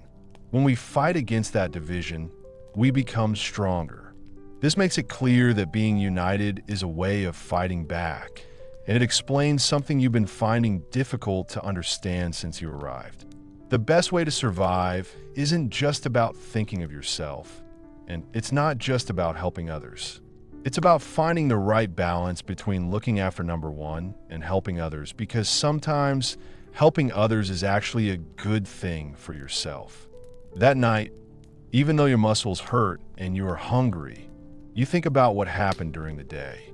The guards had all the official power, the weapons, the authority, and the system was on their side. But the prisoners found a way to take some small control over their situation. They did this not by fighting, but by working together. This is perhaps the most important lesson of surviving a Gulag. Power doesn't just come from the top, but also from the bottom, in small ways. Even when the system is the most unfair, those being treated unfairly can still change their situation. If only they could all work together. As you start to fall asleep, you can hear Mail's voice from the bunk above. We keep going one day at a time. Right now, you might think that this is all very well, but it's easy to say such things. But in the Gulag, there's something that everyone believes in. They are a promise that even this cruel system has its limits. Humans can be treated badly, made to work too hard, and seen as just numbers. But humanity itself continues to exist, even if it is difficult to accept.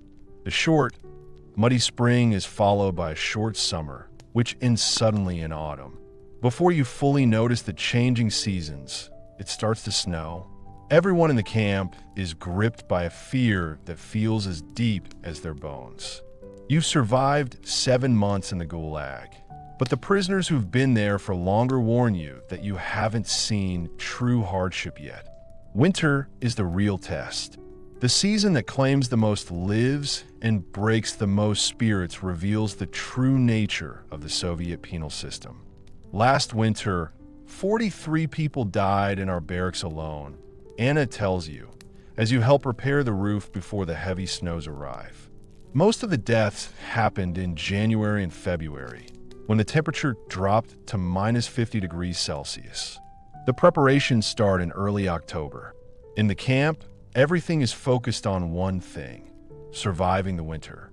Barracks are made stronger with whatever materials can be found or taken. We collect extra rags to stuff into boots and gloves.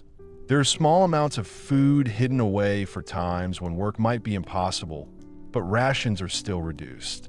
Mail says that newcomers often think that the cold is the only thing they need to worry about. But it's not just the cold. It's the cold and hunger, the cold and exhaustion, the cold and illness. Anyone you might survive. The combination of these two things is what is dangerous. You've learned a lot in your time at the camp, but surviving winter needs special knowledge. Veterans share their hard-won wisdom like they would a family heirloom. Isaac holds casual meetings to teach people how to stop their feet and hand from getting too cold. He says that multiple thin layers trap heat better than one thick layer. And don't let anything get wet. If fabric is wet, it will freeze. Frozen fabric doesn't keep you warm. And it teaches techniques for keeping the body warm while sleeping. Try to sleep in the middle of the bunk with other people on both sides. Make yourself smaller by curling up. Put your tomorrow's clothes in bed with you so they're warm when you put them on. Steen, who survived 3 harsh Russian winters working in a mining camp before being relocated to your railway project, offers some great advice. Try to find something that makes you want to get up in the morning, even when it's cold and dark. The mind gives up before the body. Those who lose hope die first. As the days get shorter and the temperature drops, the psychological element of the will to survive becomes more and more important. Every morning is a new challenge. Each evening, she makes a quiet calculation. Can I face another day of this? For some people, the answer is eventually no. The first heavy snowfall comes in late October, covering the camp in perfect white snow, but hiding the suffering inside. The railway work is still going on, even though the weather is bad. Quotas don't change with the seasons in the Soviet system, but the nature of the work shifts. Now, prisoners spend hours clearing snow from the tracks before the actual construction can begin. Your group is being sent to cut down trees. These trees will be used to make railroad ties and support beams. It's really hard work, even when it's not that cold. Metal axe heads stick to bare skin, tearing it away when pulled off. Sap freezes on tree trunks, making it harder to swing. The sound of breaking wood is quiet because of the snow, and the forest seems very quiet, except for the breathing of tired prisoners. The mail keeps moving, telling you to keep going during a short rest. Even when you're not working, keep moving your arms and legs. If you're still, you're as good as dead in this cold. The experienced dancers move in a variety of small ways, shifting their weight from one foot to the other, swinging their arms, and gently bending their fingers inside their mittens. These small actions help to keep the blood flowing without using too much energy. You pick up these habits without even realizing. Your body learns what your mind already knows. If you want to survive here, you have to pay attention to the small things. In December, the Arctic winter really starts. Days with barely any light. It's so hot that it's hard to breathe. It's so windy that it feels like knives are cutting through your clothes. The camp becomes a place of shadows and suffering. Prisoners moving through a very cold place with fabric around their faces, leaving only their eyes exposed. The number of deaths goes up, as you would expect. Every morning, we see that some of the living beings that were there the day before are not there anymore. The bodies are stiff and hard, stacked like logs behind the infirmary. The ground was too frozen to bury him. They'll stay there until spring. It is a sad reminder of the problems caused by winter. Food is even more important for survival. When the body tries to stay warm, it uses up a lot of calories. This means that the food rations, which are always not enough, become much too small for the body to survive. In winter, prisoners get even thinner. You can see their cheekbones and ribs pressing against their skin. Isaac says that when you're hungry, you feel cold. If you feel cold, your body needs more food. It's a cycle that only ends one way, unless you find extra calories somewhere. This situation is so bad that prisoners are willing to take risks that are becoming more and more dangerous. Some people steal from the kitchens, even though they will be severely punished if they get caught. Others make dangerous deals with guards or regular workers. Some people eat things that are not meant for people to eat. Use things like bark, pine needles, and boiled leather from old boots. One evening, you see the terrible results when a prisoner called Dimitri comes back to the barracks and vomits blood. He had eaten rat poison, thinking it was stored grain in a shed. Isaac tries to help, but without proper medical care, Dimitri dies in convulsions shortly after midnight. Parville says softly he knew it wasn't right, but when you're hungry, you might do things you wouldn't normally do. The next day at the work site, you understand Parville's words more deeply than ever before. You're always hungry, but today it feels like there's something alive inside you, clawing at your insides. The cold makes you hungrier, and you start to think about food all the time. Cutting timber requires focus. One wrong swing can cause injury or death. But your mind keeps thinking about food, not fancy meals, but simple memories. A piece of bread, a bowl of plain porridge, and an onion. These simple memories now feel like a luxury. Focus. The male hisses, noticing that you are distracted. Hunger can kill you. A falling tree can kill you. You focus again on the task at hand. But it's a constant battle. Other prisoners are caught between two things: their immediate physical needs and the concentration they need to survive. The days are short in winter, so it gets completely dark when we return to camp. The walk back is very difficult because of the snow. Prisoners follow the person in front, but they can only see a few feet in front of them.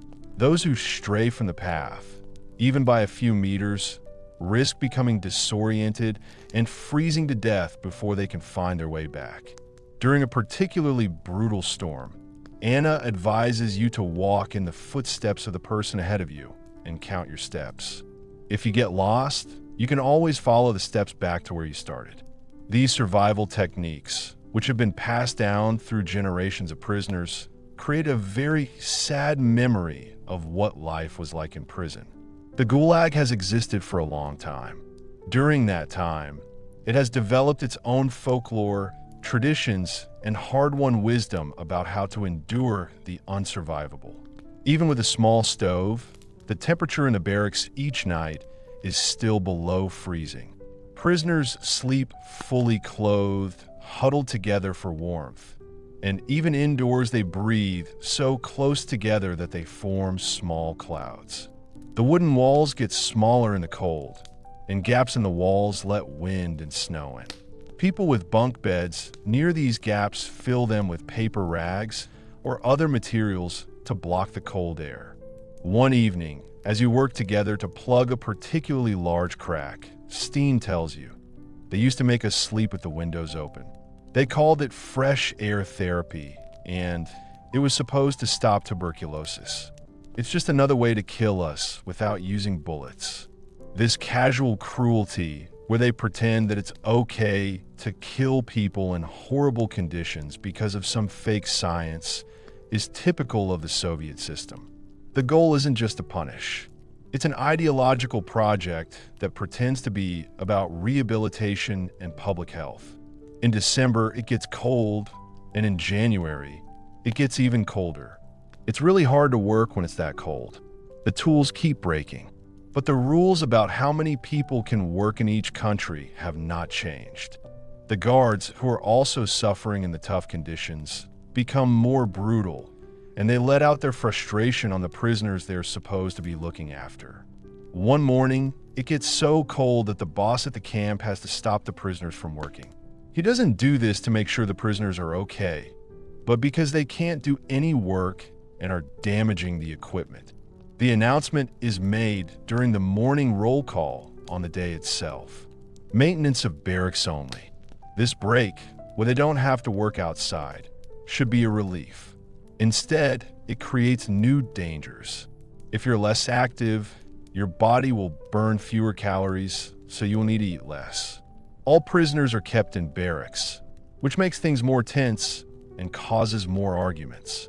Stay alert, he warns as you return to the barracks after roll call. Criminals are more likely to be bold during the day. They know the guards won't come in unless there's major trouble. He was right. There are more predators on the prowl today. Prisoners who are weaker than others have their bread stolen.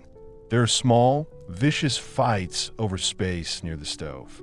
The criminal hierarchy is always present, but is somewhat less obvious during normal work days.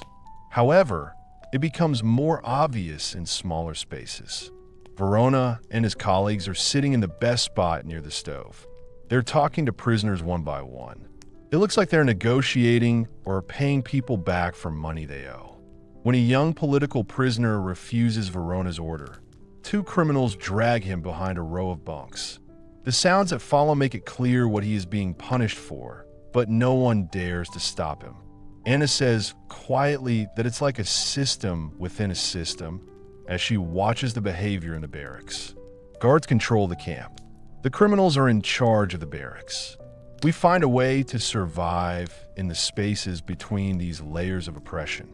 The official authority and prisoner hierarchy together mean that no one ever feels truly safe. Even when you're resting, you must stay alert. Even when you're with other prisoners, you have to be careful and think about whether you can trust them. You spend the day inside helping Isaac sort out his medical supplies. These are made up of bandages that you've collected, homemade remedies, and antibiotics that you've traded for from the people working in the city. The work is not too hard, but it feels like it has a purpose. It's a small part of the effort to help everyone survive. Winter brings different illnesses. Isaac explains as he checks his small supply of food and other necessities. Hypothermia, frostbite, and pneumonia. These are the immediate threats, but there are secondary waves too. If you don't get enough vitamins, you might get scurvy. If your immune system is weak, you might get tuberculosis. If your wounds don't heal, it might be because you don't have enough to eat. The medical challenges of the Gulag would be too much for even the best modern hospital. For a prisoner doctor with few supplies and no official support, they are an impossible situation. But Isaac carries on working hard and carefully, treating what he can, comforting those who can't be helped, and teaching others to keep going if he himself should fall. Why do you do it? Ask him. You could swap your medical knowledge for better food and easier work, but you give it to anyone who needs it.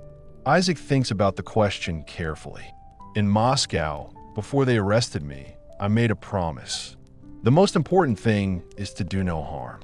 I've seen doctors in the camps who have forgotten their promise to do their best for their patients. I decided early on that if I survived, I wouldn't change who I am to do it. This strong moral sense and the determination not to be corrupted, even when it would be easy to give in to temptation, is perhaps the most amazing form of resistance within the Gulag. It's about surviving not just physically, but also ethically and with your basic human values still in place. As January goes on, you can see the damage that winter has done more and more. The camp population gets much smaller as the weakest people die from cold, hunger, and disease. Those who stay behind become more skeletal, more silent, and more focused on the task of staying alive. You've lost track of exactly how much weight you've lost, but your once fitting clothes now hang from your frame like sacks. Your body has used up all its fat stores and muscle, leaving only the minimum amount of tissue needed for basic functions. Anna calls it the winter body. This is when you notice your self-assessment. By February, we all become ghosts. Then spring comes, work gets easier, we get more food, and we become almost human again by summer. Then the cycle starts again. This cycle, where bodies get bigger and smaller according to the calendar, is another way the Gulag system controls people. Prisoners are never allowed to be physically stable or feel safe. One particularly cold night in late January, the temperature drops to minus 60 degrees Celsius. The barrack stove is often too cold to use because there is not enough fuel. It is almost impossible to sleep when the cold gets in from all sides, which makes you move your body a lot to keep it warm. It is very early in the morning. A prisoner called Leonid is speaking softly into the darkness. Leonid used to be an actor, and he had recited Chechev months earlier. You need a second to understand what you're hearing. A description of warmth. The sun shines on the stone steps in yellow light. He says, his voice barely above a whisper. The heat rising in visible waves. The warm stone against your back, soaking through your shirt. You feel sweat starting to run down your forehead, neck and back. Other voices join in, and together they create this shared image of heat. There's steam coming up from a pot of soup on the stove. The bread is fresh and hot from the oven. It is warm, and you're holding it with a cloth. A sauna in winter, the first really hot day of the year. The barracks are full of happy memories. Each prisoner shares a memory of something that is not real for them right now. It's not prayer exactly, but it has the same feeling of respect and desire to reach something more. You find yourself doing things without thinking, remembering things, feeling the sun on your skin, making a square of warm light on a wooden floor. This sudden, rebellious act of imagination helps the soldiers get through the worst of the night. When morning finally comes, the temperature is so high it is almost unbearable. The mood has changed a little. You can't take back what has been shared.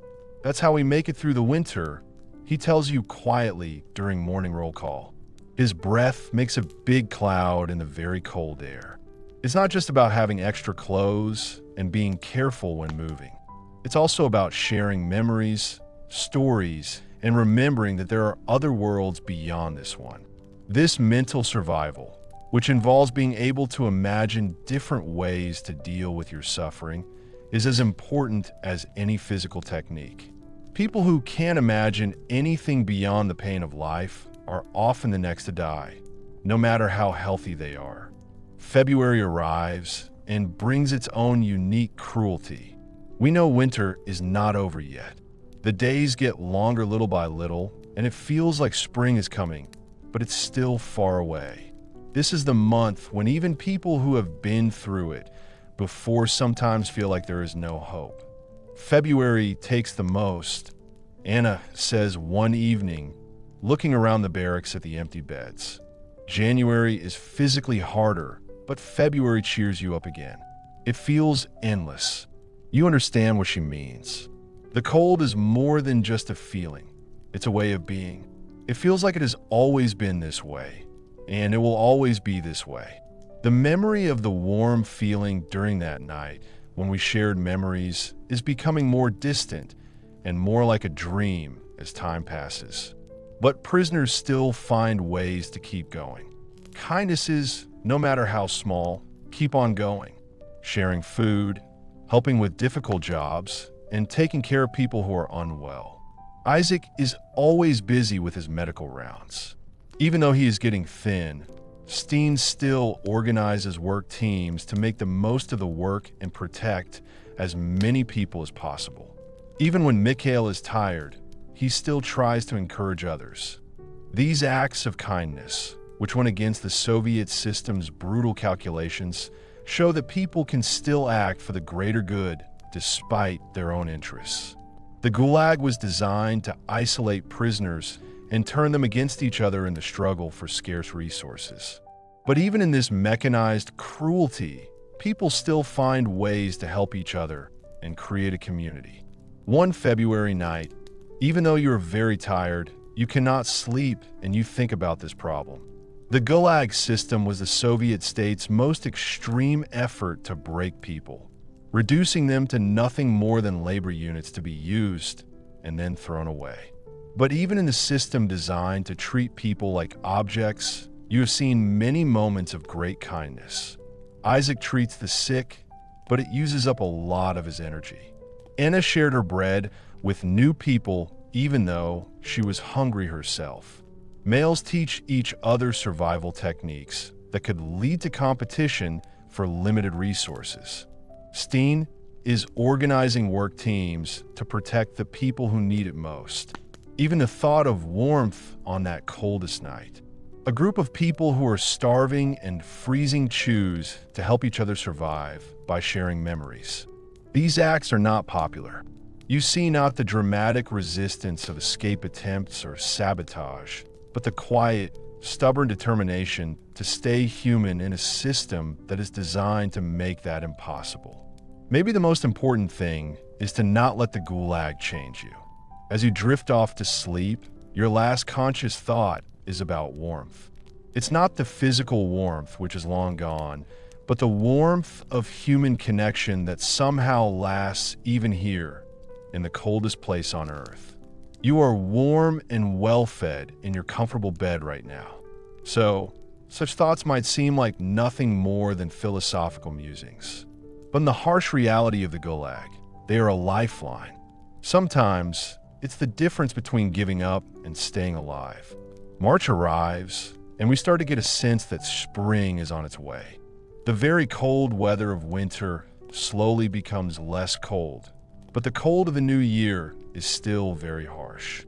The days are getting longer. The snow starts to get harder, and walking becomes a bit easier. These small acts of kindness feel like huge gifts. After months of really tough conditions, you've survived your first winter in a Soviet prison camp. This impressive feat has earned her respect from the more experienced players. A lot of the people who arrived with you didn't survive. Their faces, once clear in your memory, are already starting to fade, replaced by newer arrivals, newer suffering. The first winter is the hardest. The man tells you as your group walks to work through snow that now reaches only your knees instead of your waist. Your body doesn't know what to expect, so it can't prepare. Next winter will be easier. Your mind and muscles will remember. If you had thought that your time in prison would go on forever, it would have devastated you months ago. You just accept it like you do when you're talking about the weather. Time in the Gulag is different. To survive, you have to live in the present, but also prepare for the future, even if the future doesn't come. As spring approaches, you notice small changes in yourself, as well as physical changes to your body because of the cold and hunger. Your mind works differently now. You think about saving energy, feelings, and hope. You've developed what the veterans call goal mind, a particular way of thinking and dealing with things that put survival first. We live like wolves in winter, Anna explains one evening as you help her mend a torn jacket. Take only what you need. Save your strength. Watch carefully. Trust only sometimes. It's not ideal for us humans, but it keeps us alive. This way of thinking, where you imagine what the prey is thinking, has its drawbacks. Emotions are things that we only indulge in now and again. All the emotions like joy, sadness, anger, and love take up energy that you can't waste. Instead, you only show a few basic feelings, and you only show strong feelings when they help you survive. But even as you get used to this emotional simplicity, you notice something strange. People who let go of their feelings completely to get things done and who don't feel anything in the name of being productive often end up leaving the world more quickly than people who keep some connection to their feelings. If you completely change, you might as well be dead. Isaac says that the people who survive longest are those who find balance. They accept the reality of the camp, but they don't give into it completely. They remember who they were before, while becoming what they need to be now. This balance between adapting to change and holding on to who you are becomes a way of life for you. You learn to move through the world with the efficiency of a prisoner, but you still remember who you were before you were arrested. For each prisoner, this preservation takes different forms. Pavel recites poetry to himself during work without making a sound as he loads timber onto rail cars. Anna teaches French and English to anyone who wants to learn, keeping her passion for teaching alive by secretly giving lessons. Stepan keeps his cool and stays organized, even in the chaos of the camp. Your own method improves over time through careful observation and memory. Every day, try to notice and remember one beautiful thing, however small, like the particular blue of the sky after a snowstorm, the perfect shape of a snowflake on your sleeve, or the way a raven flies over the forest. If you keep these observations safe, they will become your own private treasure that can't be taken from you. What did you see today? Sometimes in the evening, a man will ask about your practice without you having to explain it. You might think it's ice melting on a tree branch. The sunlight is caught by the water droplets, which shine like tiny prisms. He nods, understanding how important these small beauties are in a world that is designed to get rid of all beauty. Good. Keep looking. This way of preserving inner life, and not just seeing the world in terms of survival, is a form of resistance that is as meaningful as any attempt to escape. The goal is to make humans act like animals that only think about their basic needs. By deliberately maintaining an appreciation of beauty, prisoners reject this reduction and insist on their full humanity despite everything. One April morning, when winter is slowly giving way to spring and the weather is muddy, your group is told to clear mud and ice from a part of the track. The work is terrible. I'm standing in water that is up to my ankles. It is very cold and the water is full of ice. I am lifting timber and rails that are wet and bent, but the physical discomfort is worth it because you can see that the seasons are changing. Birds have come back to the forest. The air carries the faint scent of plants rather than just ice and smoke. Pavel points towards the edge of the forest while he is resting. Look, he says quietly. The first flowers. Look where he is looking. You can see small white flowers growing up through the last of the snow. Life is starting to appear again after being frozen in the ground. The sight affects you more powerfully than you expected, making your throat feel tight and your eyes feel wet. Snow drops. Anna says, her voice quieter. They're always the first ones to do something. We had them in our garden. They start talking about gardens, growing things, and the world of cultivation and care that exists somewhere outside the camp fences. Prisoners who usually just talk about how to survive might start talking about flowers they've seen, trees they've climbed, or vegetables they've grown.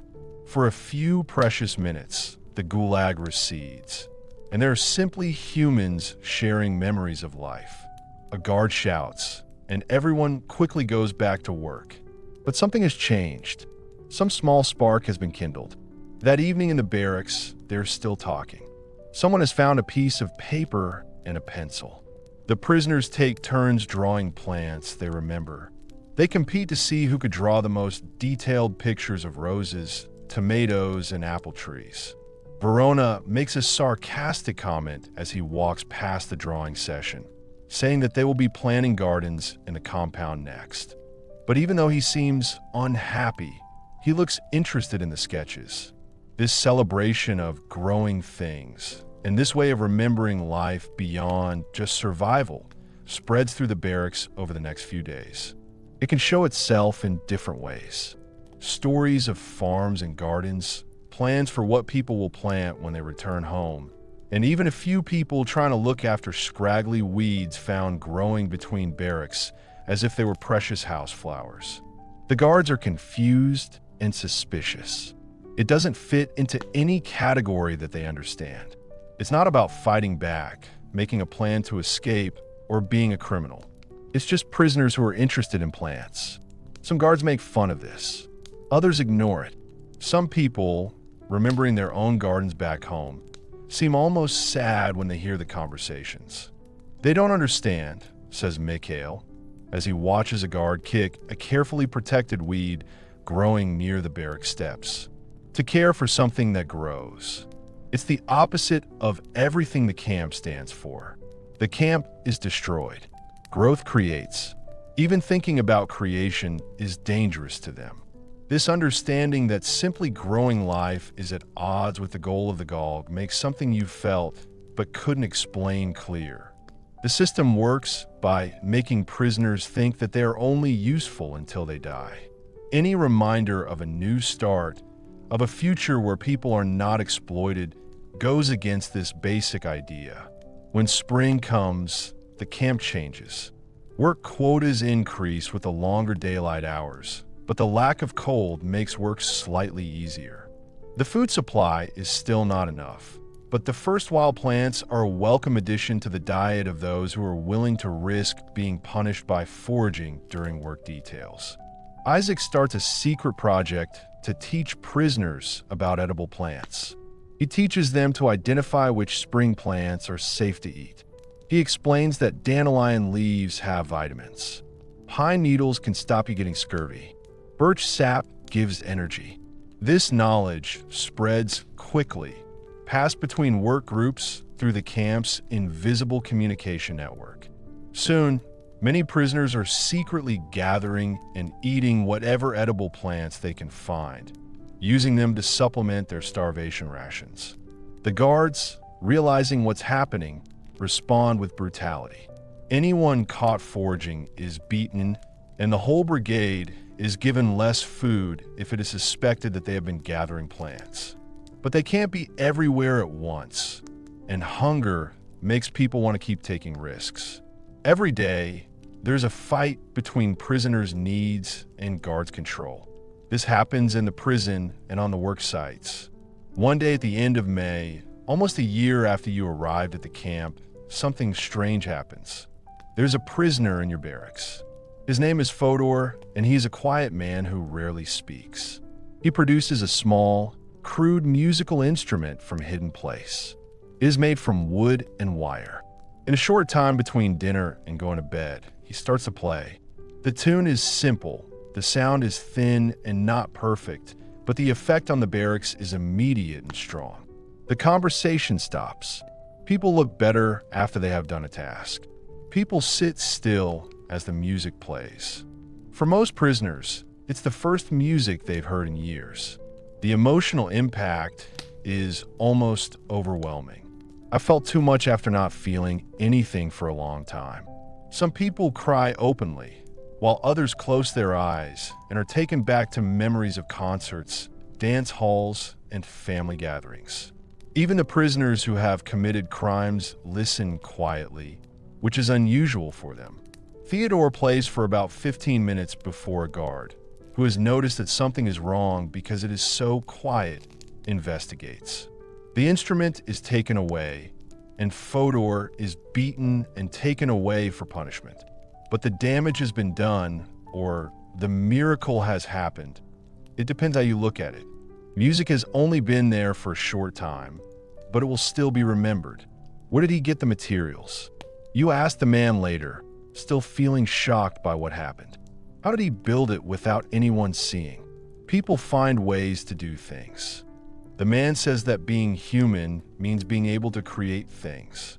They can take away our freedom, our health, our dignity, but they can never completely stop us from creating something new. This desire to create, and this determination to make something beautiful, no matter what, becomes more and more obvious to you when you learn to look for it. Prisoners make small carvings out of wood scraps. People tell stories quietly at night. The drawings were scratched into bunk beds and walls. The songs played quietly in the background during work. Even the careful way that we arrange the things we own on a shelf is an attempt to create order and meaning in a chaotic world. None of these creations is useful for survival. All of these things are a waste of energy that could be used for more important things. But they keep going. This is proof that people need more than to just exist. Even in prison, maybe even more so, the spirit needs to be fed just as much as the body does. As your first year at camp ends, you find yourself change in ways you expected and didn't expect. You have changed physically, thinner, harder, marked by scars, visible and invisible.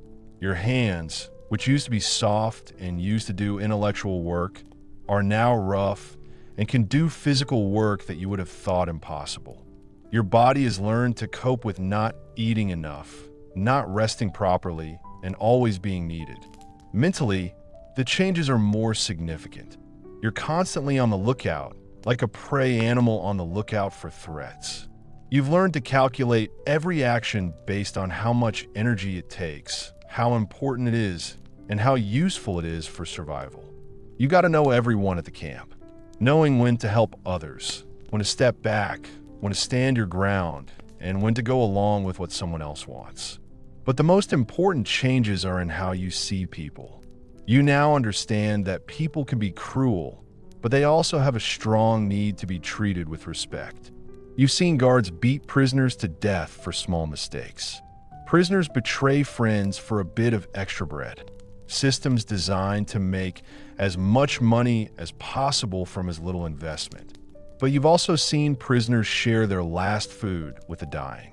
Doctors treat the sick, even if it puts their own lives at risk. People who don't know each other can become closer when they have things in common and have to deal with hard times together. The camp shows us what we truly are. Anna says one evening as you share a quiet moment. We're not just pretending to be comfortable, we're actually being comfortable. And what are we, you ask? She thinks about the question carefully. They can do anything. The worst cruelty, the greatest kindness. The choice is always there, especially in this place. The decision to stay human, even when the system is not human at all, is at the heart of how Gulag fights against injustice. Not the dramatic acts of escape or sabotage, though these do happen, but the daily decision to maintain some essential dignity despite every incentive to behave like barbarians. To share when it puts you in danger, to create beauty for its own sake, to remember that there are values beyond just surviving. One June evening, as the long day in the north feels like it never ends, you sit outside the barracks with mail, watching new people arrive at the camp. Their faces show the usual progression: shock, fear, disbelief, and despair. You see your own past in their wide eyes and slumped shoulders.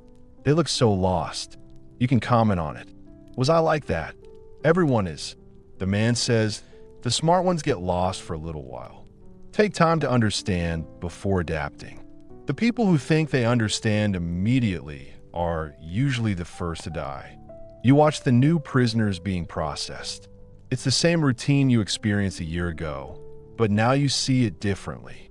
Know what it was used for and why it didn't work. The ritual is designed to break identity, to transform people into interchangeable units of labor. But in a few months, these same newcomers will have new identities as prisoners. They will make friends, find ways to survive, and find a new sense of self. We should help them, you decide. Teach them what we know. Mikhail looks at you like you're a piece of meat. Risky. We don't have a lot of resources. New prisoners can make mistakes that put other people at risk. We survived because other people helped us. You remind him, Anna will take the mittens, Isaac will take the medicine, and you will take everything else. He nods slowly, acknowledging the debt. Okay, we'll see who is worth investing in. This choice to help, even if it costs something, is a moral decision for you to make. You are not letting the camp's selfishness control your actions. It's not about being a hero or sacrificing yourself, but about finding a balance. It is important to understand that the meaning of survival can vary. The body can survive even if the mind dies. To truly survive, you need to keep both of these things. That night in the barracks, as you drift towards sleep on your hard bunk, you realize something has changed in your relationship with the Gulag. When you arrived, it was a very difficult situation, like something that had happened in a dream. Now it's simply the world you live in. It is harsh and dangerous, but you can still get around. You've learned about its geography, its seasons, and its unwritten laws. You found ways to exist within its limits without giving in completely to its demands. This change, this ability to live in terrible conditions without becoming terrible, is perhaps the most powerful form of resistance within the Soviet system. The goal was to break humans, to remake them according to the state's vision, or discard them as waste. Even though your humanity has been changed by the adaptations that are needed, your reputation is still that of the design. Tomorrow will be another day of having too little to eat, working too hard, being cruel sometimes, and trying to survive. The next day will be the same, and the day after that will be just as bad. Sentenced 10 years, which might become 15, is still too much to take in one go. So you don't try. You only carry today and prepare for tomorrow when it arrives. As you lose consciousness, your last thought is not about the camp, but about something outside it. Maybe it's the snowdrops pushing through the frozen ground. Maybe the short piece of music that played in the barracks. Maybe it's just the knowledge that somewhere outside the fences and guard towers, another world continues to exist. You might see this world again, or you might not, but it's still real. At the moment, you might think that this is all just a philosophical idea when you're lying in bed. But in the Gulag, they are everything. The difference between giving in to the control of a system that is cruel and keeping some basic freedom that no system can completely take away. And with that thought, close your eyes and go to sleep.